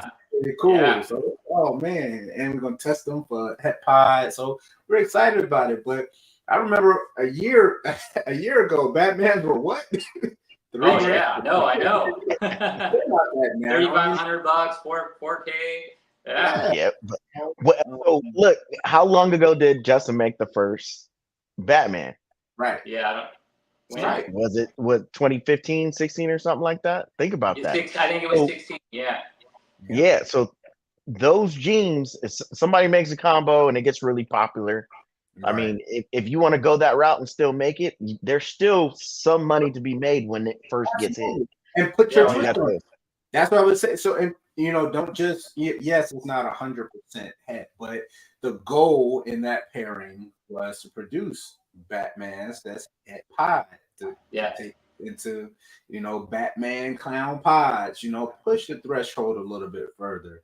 And keep progressing. That's the main goal. You want to keep moving forward. You know. Yeah. How do you feel about the testing? Go ahead. Sorry. How do you feel about the testing? Oh, I have several sheds I need to send in. I like it. I mean, that's saves a lot of time. I think it's a great thing. I've got a few that I would like to send in that I wanted to know if they're het for Desert Ghost, het for Clown, het for Puzzle.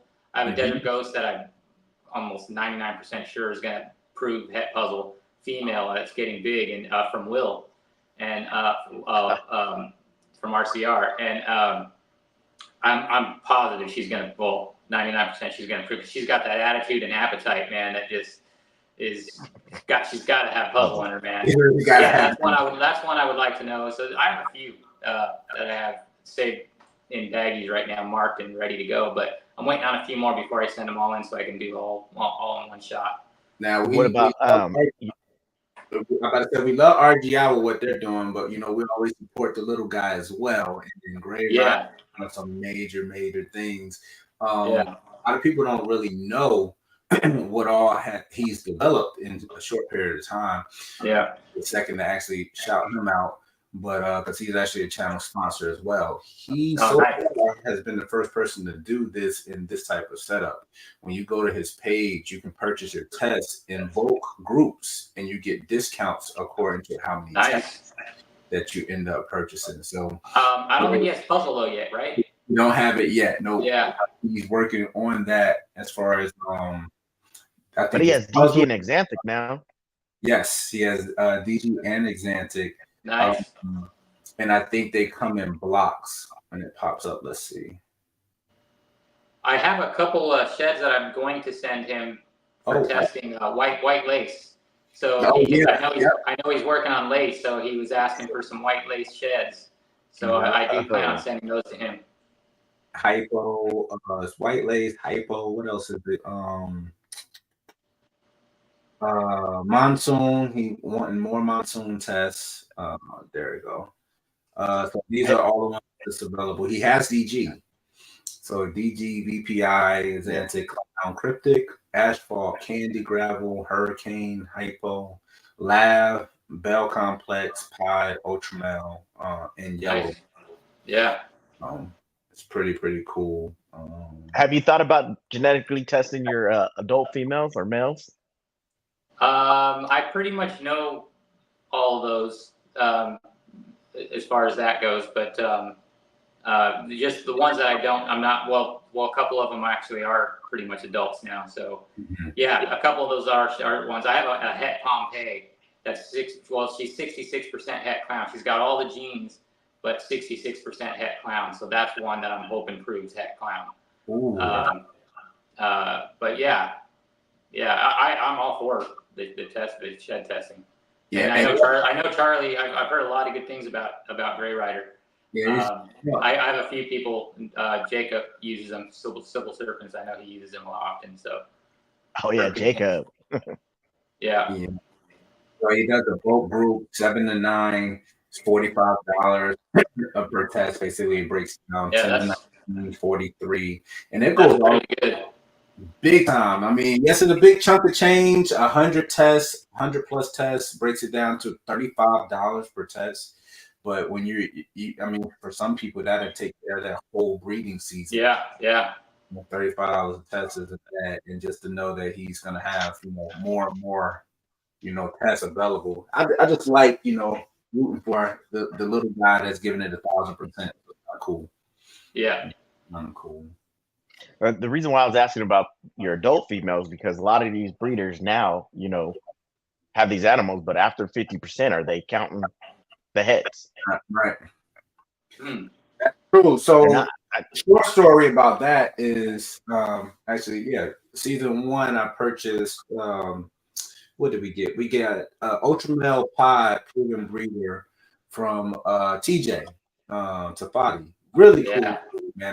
That's one of my. Just shout out to him, by the way. That's one of my favorite guys. If ever I get him on the phone for just, I try to milk as much information as I can out of that guy. And I never want to hang up with him. He was the first. Awesome dude.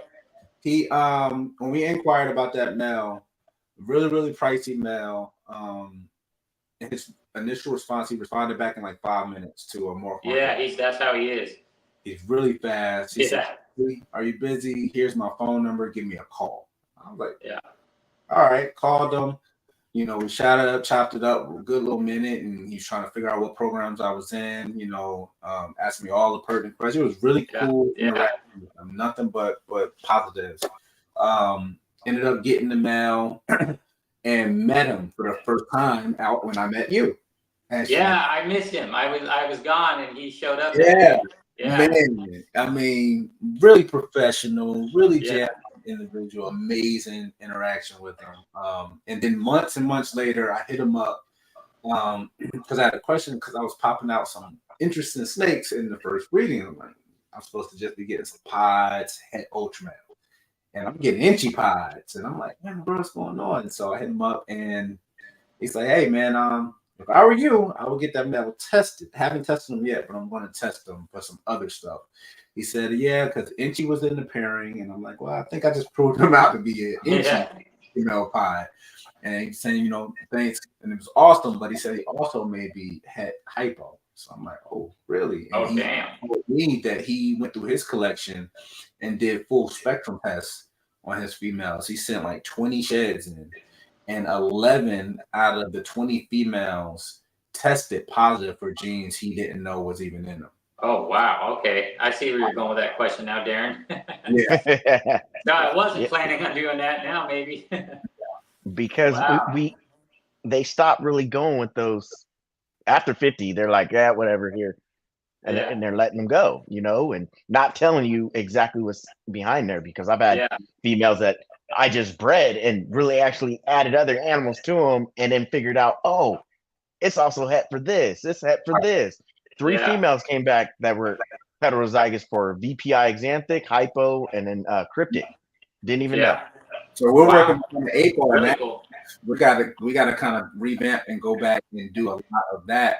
I mean, shoot, you still have a large collection even starting off, but if you start a little here, a little there now with all the stuff that you purchased, bringing in and test it, you won't have to do as much testing on unnecessary tests the deeper you go down this rabbit hole.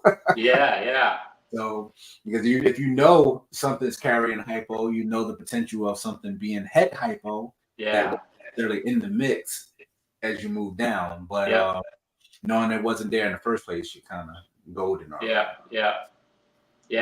And speaking of TJ too, also going back to that dude, I got some killer Mandarin stuff from him.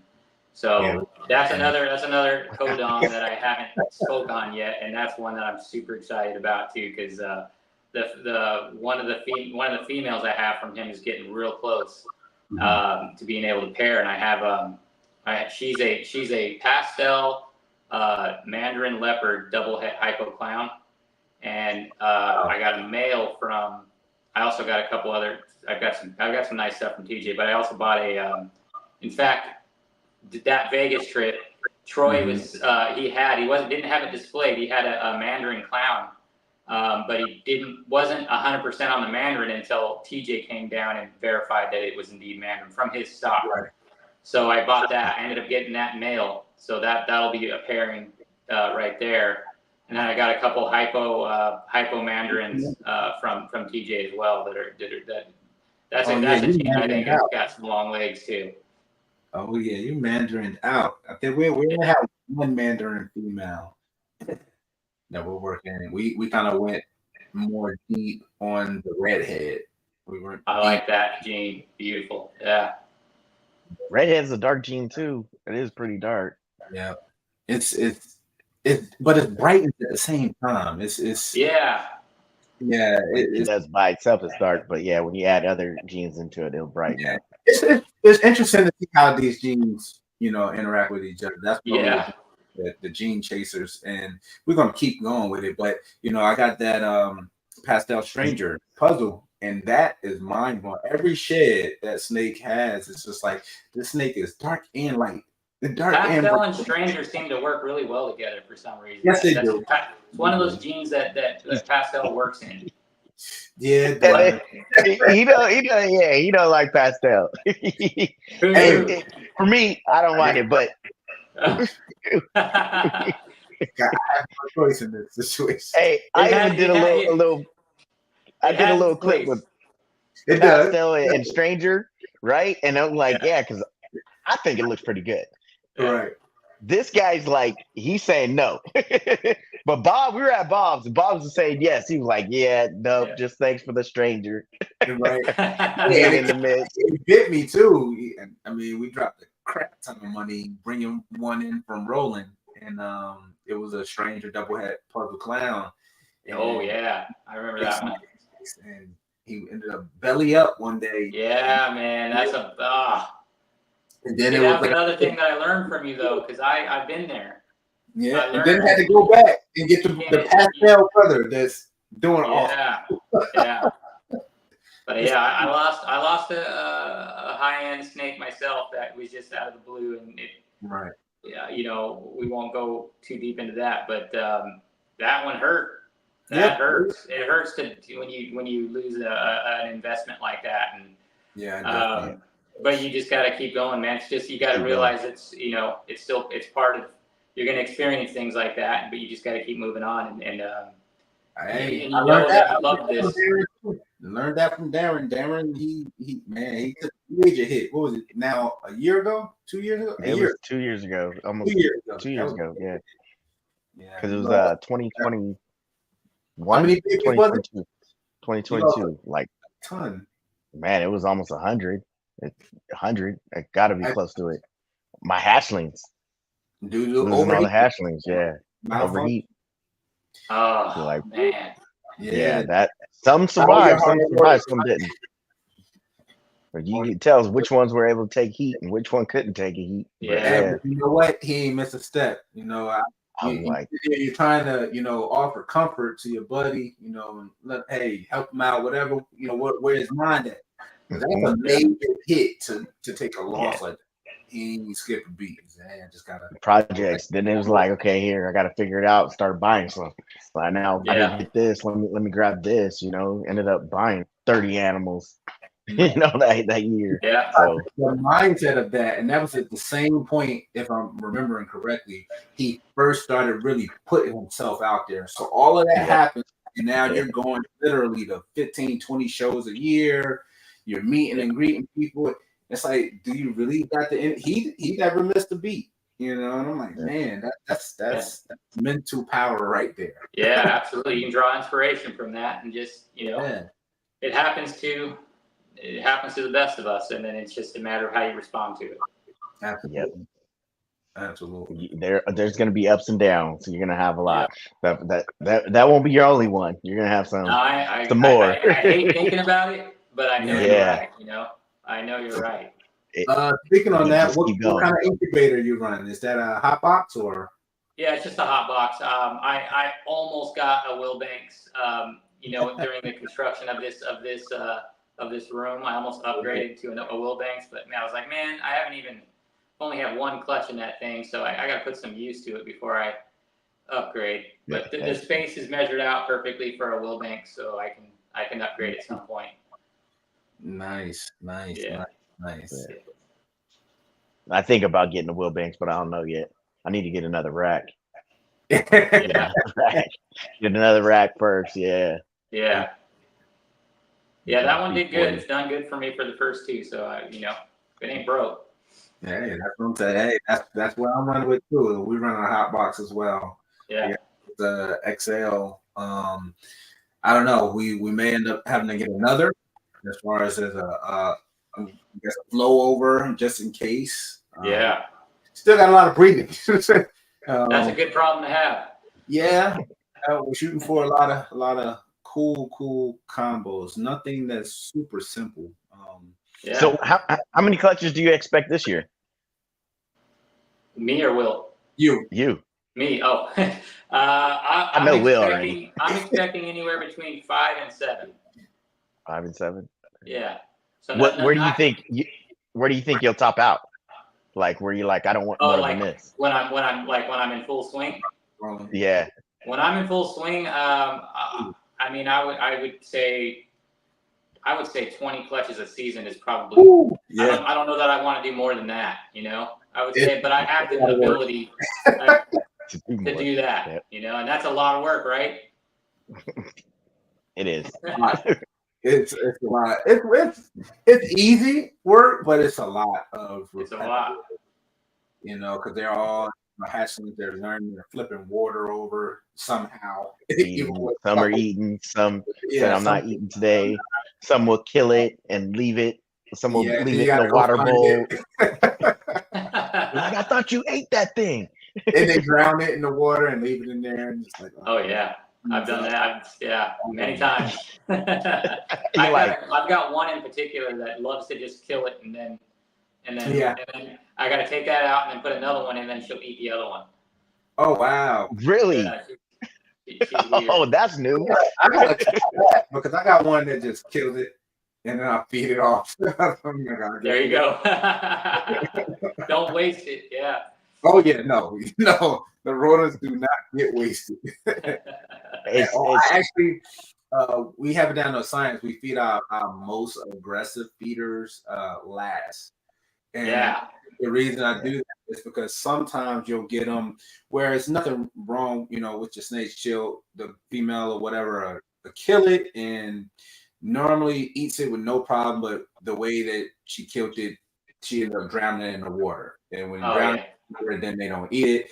A lot of my aggressive feeders, if I take it out of because it's still fresh, I take it out of the water, dry it off, and the moment I open up one of the aggressive, they're gonna take it wet and all. Yeah. So I always feed them last. Yeah, I have a few aggressive feeders that will always take the ones that don't eat. They'll take a second all day, and even a third if I let them. But you want to be careful. But I've got those aggressive feeders that will eat as much as I'll give them. Yeah. There's some, man. I got a female. She's a 2022 female. Mm-hmm. Never refuse. I could feed her 3 times a week and she'll still eat. Yeah. She's like this. As soon as I open the tub, her head is always to the back, but the rest of her body's to the front. Yeah. But I open the tub, she goes like this. She pops up behind the water bowl. I'm ready. What's your biggest female? What's your biggest female? Mine? 2,700 grams. Okay. It's a nice size female. So that would be my biggest. 10 plus that eggs. One I got from Brandon is probably 20. She's right now 2,500 grams. Okay. She's just a big desert ghost. I was like shopping around for just a straight desert ghost because you can never, that's a desert ghost female. It's a great way to put things to, and I just figured it's a great female to have. Like you can't, and then it ended up working out because I put that pastel puzzle het BG to her, and I mean you can't go wrong with that, right? So no. So no, that's not at all. 2,700 grams. Jay Slitters, he has a 5,000. Dang. We that because we have a 4,000 bulldog looking female. She's huge. I mean, man, wow. That's big. 5,000. So is she Volta? Is she Volta? Yeah, that's what I want to know. Getting that big is huge. What I've also heard is that some females, if it's probably not a Volta, but when they get that big, they don't have clutches. Really? Oh, is that right? Yeah. Yeah, I've heard that. Obviously, I've heard the bigger girls tend to give you more of the beefier eggs, bigger clutches. That because I think Levan 5,000 grams. I haven't seen a 5,000. Usually it's 3,500, but 5,000. Big. How many pounds is that? How many grams to pounds? What's that? That's a pull it up. That girl, she got to be like 15 pounds. Let's see, 4,000. Is it like 15 or something? Oh wow, 4,000 is almost 9 pounds. Oh wow. See? So 5,000. 5,000 is 11 pounds. That's 11 pounds. Wow, ball python. That's crazy. Yeah, I just saw the other day a blood python that was a 40-pound blood python. Oh wow.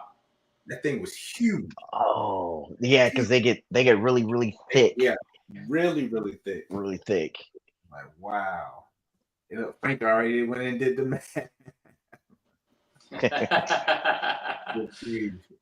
Oh man. Hey Will, how's your crested gecko business doing? Is that are they having the same effect that ball pythons are having right now too? I think they They are, but we've been doing exceptionally well. Good. Actually, we're on the Crescent Gecko side. We actually have a Patreon. It's been more established for a long period of time than BALLZ by the Creations. Um, so what we tried to attempt with the ball python side of things is not making the mistakes that we did make with the Crescent Geckos. We hesitated a lot with certain things, so now getting a second shot in the same industry but a different lane, we tried to learn from our own mistakes. So that's why we kind of jumped in both feet and just said, "Hey, we're gonna make our own lane." Um, and we kind of pride ourselves on it is what it is, you know. So whether money out is not always going to quickly generate money in. Yeah. So the quicker we realize that, the better, and just have a plan. But with the Crescent Geckos, we're doing well. We're doing very well. We're still touching right at 2,400 geckos in the facility. Wow. Dang. 50. That's Yeah, it's pretty cool. We're in some serious projects. We actually just did another giveaway last night, actually, for Patreon members, where we give away a highly sought after, more Xanthic crested gecko. We are amongst, if not the first people to do a giveaway of such a high dollar animal, but it's our way of giving back to the community. That's really cool. It's really cool. What would something like that go for, if you don't mind me asking? In Xanthic, it ranges, so you can get them probably at a show, maybe 1,500, maybe. We're going rate online around $2,000. But shoot, last year for about $5,000. Wow. Yeah, they were Dang. They've taken a hit on price just like ball pythons. Yeah, same thing. What are you going to do with it? We're working the hypo angle. We're doing the double visual recessive along with the incomplete dominant. But we're already producing and have breeding now. For example, a lily white, which is an incomplete dominant gene with the crested geckos. But we have lily white hypo exanthics.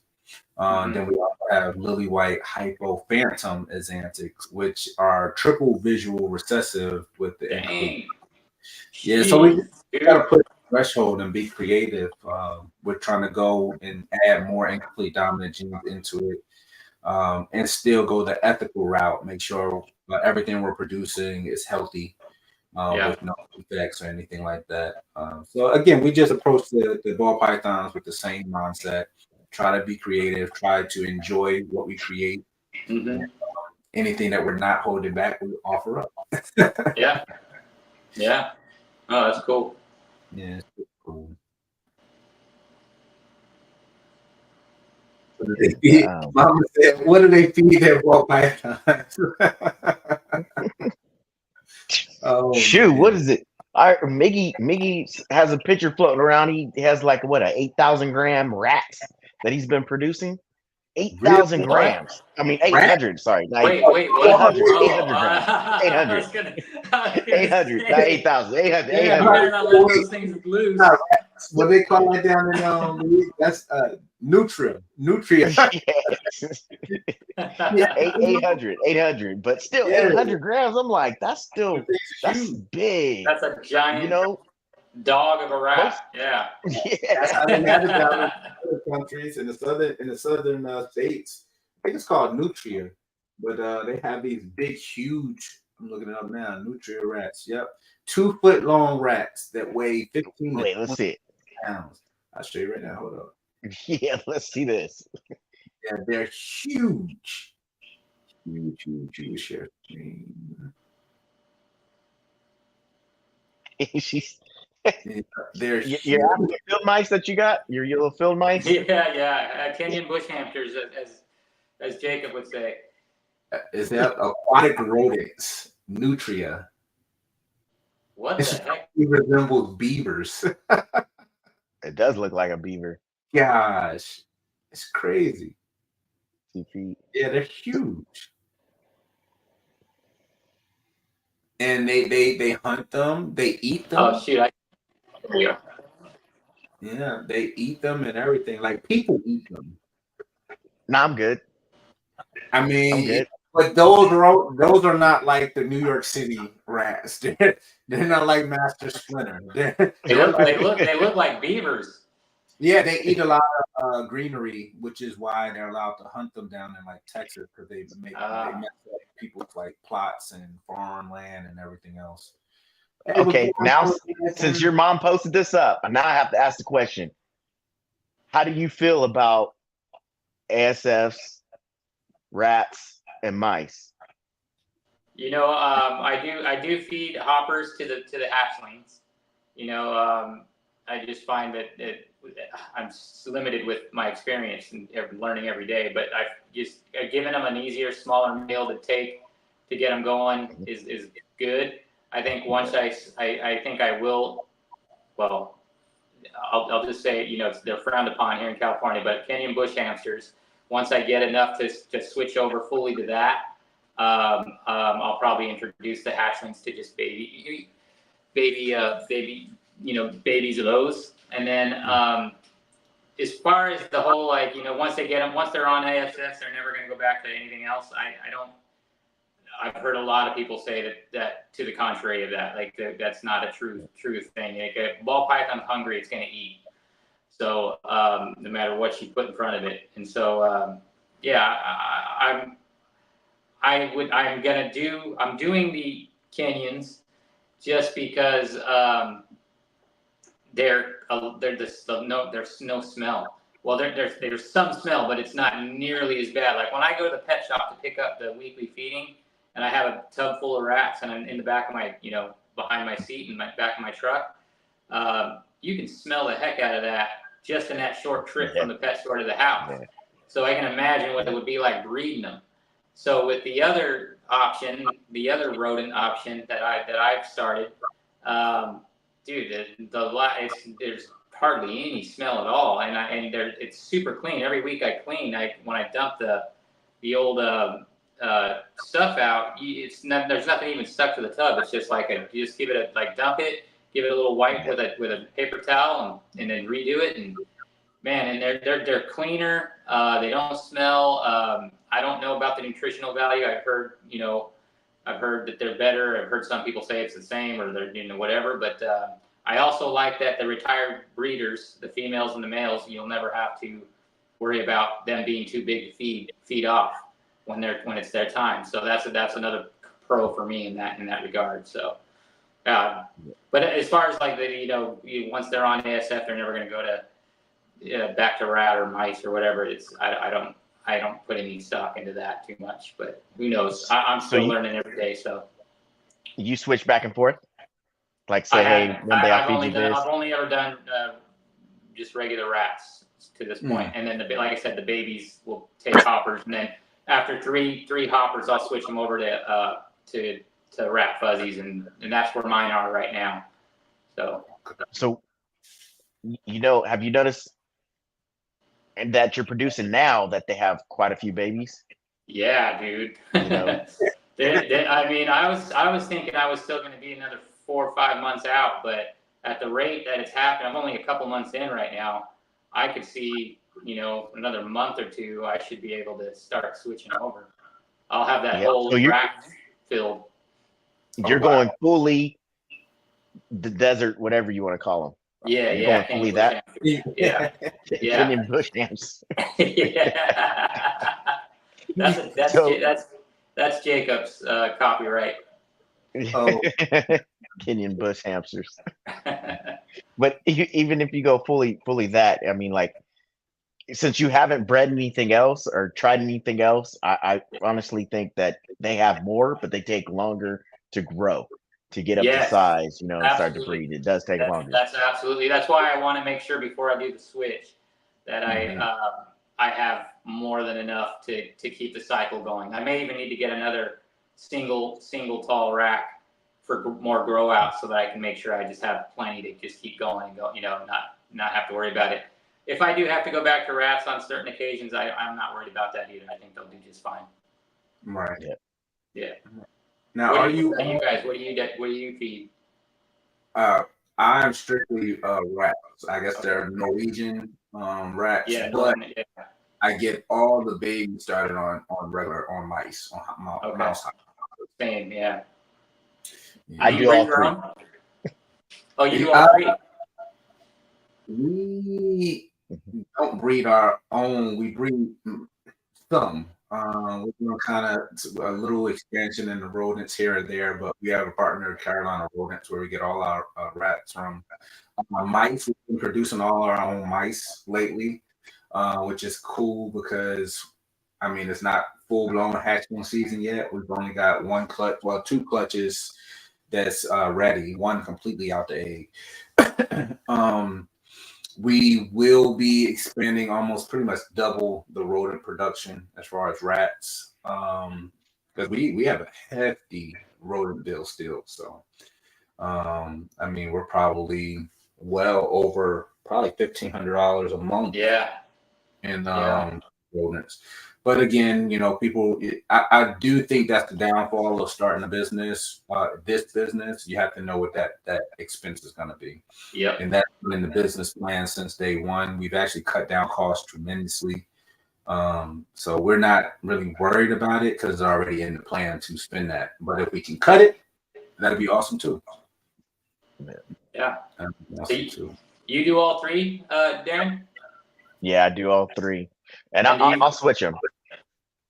I'll switch them up. I'll give them so you'll whatever. switch them, and you'll find that they have no problem switching back and forth. So far, so good. So far, so good. Now, the ones that I am selling, I won't do that with. They get straight. Yeah, they get straight mice or rats. Yeah, that's how I'll do that as well. So like those 5 hatchlings I have that I do plan on selling are only ever going to get rats. Yep. But holdbacks and everything else, you get what I give you. They'll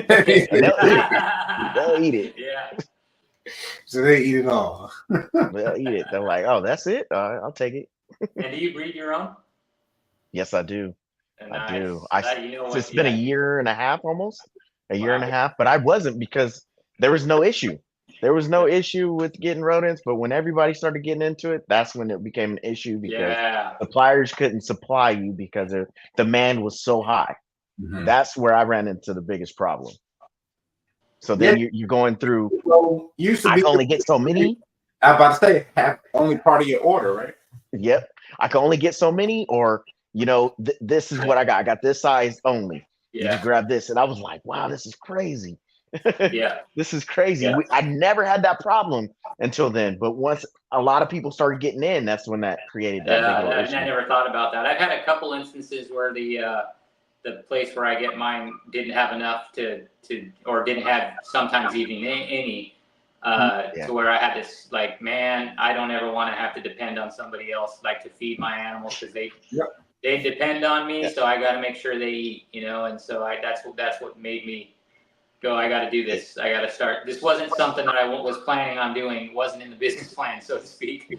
But I figured it was part of it. It needed to be added. So. Yeah, it's stressful, and then not only that, but you're looking online for people that have something that are trying to get rid of some rodents. So then you're going out to go meet them somewhere, and you don't know what you're getting. Are they going to be really healthy rodents, or are they going to be under healthy rodents? Do they have what are they the mites or whatever they have? It's a big deal. I had to go through that, and I never want to go through that again. Yeah, I'm happy that I got the ball rolling on doing my own because that's a big. I think that's a big deal. That's a big step. Yeah, it could change your breeding season. When you don't have anybody that's consistent. Will has somebody that's really consistent. He's good to go. It doesn't matter unless he dies off this planet. But this guy really does that. And he goes hard at it. He's delivering rodents actually. Like he's covering 3 states. His routes that he does. He actually has a driver. He hired a driver to run his route. 3 states. Yeah, it's crazy. Wow. Tennessee, he'd be over in Georgia. Supplying some of the bigger names actually in the industry. I'm like, wow. Yeah, but when he's going out of state, how many hours is it to go out of state? Oh, he's out there. But it's not even him anymore now. He's hired a driver to drive his company vehicle and deliver rodents. So not only is he paying for a truck, he's actually paying the driver to drive his truck while he stay home based. Yep. Is it a 3-hour drive to go out of state, or is it a 2-hour drive to go out of state? To go out of state, probably 2 hours to get out of state, but his route is here. I'm talking about probably Yeah. a lot of time, 5 hours one way. Like, yeah, it's brutal. Yeah. Like, That's big. That's big. That's big. That's too much for me. yeah, I hate driving. I feel you. I hate Yeah, driving. same. I feel you. I hate driving. I'm not trying. Hey, if I can get on a plane, I am getting on a plane. If it Yeah, costs me to drive, I don't like driving, but I'm not good with flying, so I would You're drive not over good with flying. Yeah. oh, no wonder you haven't gone to Tinley. He was like, Yeah, yeah, man, I will. you got to get over that fear now. Man, you have a lot of journeys to beat. Yeah, I do, man. I'm not Just used get to over it. Boom. That's big. Hey, well, we skip that. So, what do you do for a living outside of the ball python? That question is going to hit a little different right now, just because I've been doing windows and doors, energy efficient windows and doors for the past, 20 plus years, 25 years in total probably. And that recently with the economy, man, I work for Preferred Windows and Doors, which is a great company here in California. But we've been so slow that I had to step away from that just 2 weeks ago. So the only thing I've ever known pretty much my adult life for the most part has been windows and doors, and I'm stepping into something new starting next week. So, next Monday actually. What is it? My mom actually has a company, her and her husband, and it's I'm gonna be a rigger. They basically set up the whole stage and setup for anything pretty much you watch. My first thing is going to be American Idol. So Union, and I'll be doing that. So I'll be driving to from here to Hollywood. At my first gig is going to be at Red Studios, where man, so much. I looked it up. The researcher in me, I was like, let me see Red Studios. I looked it up, and I Love Lucy. It used to be Desilu Productions. It's I Love Lucy was filmed there. Dick Van Dyke, Andy Griffith, all those shows from then all the way to now have been filmed there. So that's going to be my new gig, which is weird because once again, going into the name Next Level Morphs, there's never too late to start a new chapter in life, and I'm starting a new one starting next Monday. So. And that's probably a blessing in disguise. Sometimes you do need a change. Scenery change. Yeah, because we get comfortable. I'm comforted in my job. I was very comfortable. Yeah. So much so I'm online at Morph Market, just breezing, breezing by, watching videos. Let me listen to this. But yeah, we get comfortable. Yeah, it's going to be an adjustment. It's funny because my mom's been trying to get me to go work for their company for years, and I think it took something like this to happen to where I'm forced out to make that move. And it's going to be good. I think I'm excited about it. It's scary. I don't do well with change, another thing, but I think this is going to be a good thing. It's a blessing. Awesome. What's up, Wiz? Hey, so that's kind of you're still kind of in the same industry as me because did it slow down in Southern California for homes? But that's accurate though, because you're like, oh yeah, I'm in construction. I'm like, yeah, construction. I am. I still work. I'm in the office. That's why we're talking crap. Your hands soft as overhead. Whatever. I'm overhead. I'm not out there grinding. It doesn't matter. I've never seen construction push so many pins. Handwriting is flawless. I said, who wrote it? That's my handwriting. But still, right now, Sacramento's still growing. And what we'll notice is that a lot of people from the Bay Area, they're selling their houses for millions on ends, coming out here, buying the house at half the price, bigger, more land, and it just keeps going. So as long as San Francisco's moving, which I'm hearing now that they're slowing down, but from what the owner was telling me of our company, we're going to go even more than what we did last year, starting this summer. Yeah. And we've still been trucking along. I'm still doing 44 homes a week. You know, we're dealing with 44 homes a week. That's insane. Yeah. Yeah. Well, good. That's good.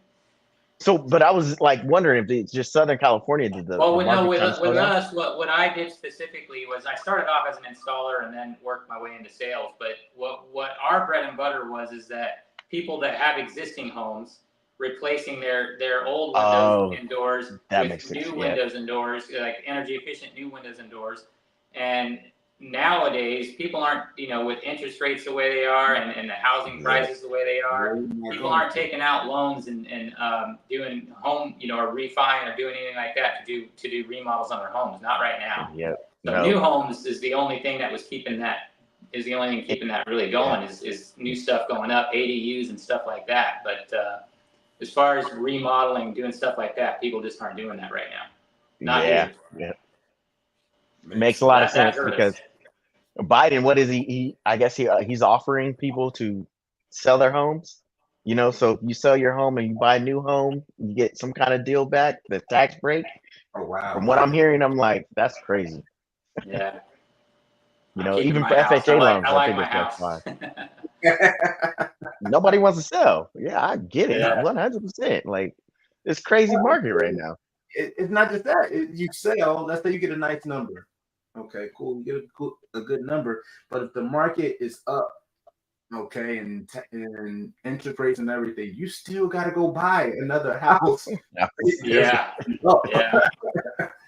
So I mean, I just don't see, trading one for the other, how you can really end up in a better situation. You're hitting reset on your mortgage. Yeah. I don't know. Hopefully it'll all work itself out. We shall see. Yeah, just a matter of time. Once things start to balance back out, we'll start seeing our snake sales go. That's exactly it right there. Yeah. When everything starts to balance out, we'll see snakes balance out again. Yeah. And it's probably going to even go up even more. Certain jeans that you were already looking at that's in your rack that was like worth really actually nothing is all of a sudden up. Yeah. Hey, shout out to Fred Munson right there. Hey, Ricky. That's who I'm going to be working for. That's my new boss. Oh, wow. That's That's cool. That's my mom's husband. Are you getting them into the reptiles? No. Are you going to get him into the reptiles? Oh, man. I don't think he's into them, but who knows? You never know. He's a great dude, though. Well, we definitely appreciate the time. We had you up here over 2 hours, man. Yeah, we did, huh? I didn't even realize that. Time flies. I told you, you're a natural. You definitely don't seem nervous whatsoever. What we're gonna do, we're actually gonna hopefully be able to bring you back on after this season when you got a few collectors on your belt. Absolutely, I'd love that. Yeah, I want to get a few people back on because what we want to also put out in these series, we end up having a good amount of people watching, but we like to now do the aftermath. Hey, what were some of the issues you may have had? What did you run into? What were the parts that you enjoyed? And what was the most hated part, which is probably going to be rodents. But we're going to ask you all those questions to hopefully better prepare the new people getting in what they are going to be expecting to run into. Definitely think it'll be a big, big plus. But we definitely appreciate having you on. Are you on Facebook? No, man. Yeah, that's where I draw the line. That's fine. That's drawing the line there. He's like, but your Instagram handle is Next Level Morphs. Are there any underscores in it? No, just Next Level Morphs. Yeah, all one. So everybody checking Tony out, you can definitely hit him up on Instagram. Definitely hit him and give him a follow. You guys don't understand the amount of work that's put into actually applying yourself to social media. It's tough. So appreciate that. Definitely motivate him to do even more work than what he's already doing. We appreciate having him on this week. Our next one is on you, Darren. When's our next date? The 24th. 24th. All right. Yeah. So we'll be and back we're gonna have Edge of Panic on. Oh, nice. It's nice. Cool. Yeah. Definitely. Yeah. I'll tune in for that. Yeah, definitely. But everybody, we appreciate you guys. Appreciate you guys hanging out with us for 2 hours on a Sunday. Yeah, that's dang, man. That's humbling. Thanks to everybody for tuning in. That's awesome. We appreciate you. They roll for us. Hit that like button, hit that subscribe button, notification bell, and we will check in with you guys in 2 weeks. We'll see you then. Enjoy your Sunday.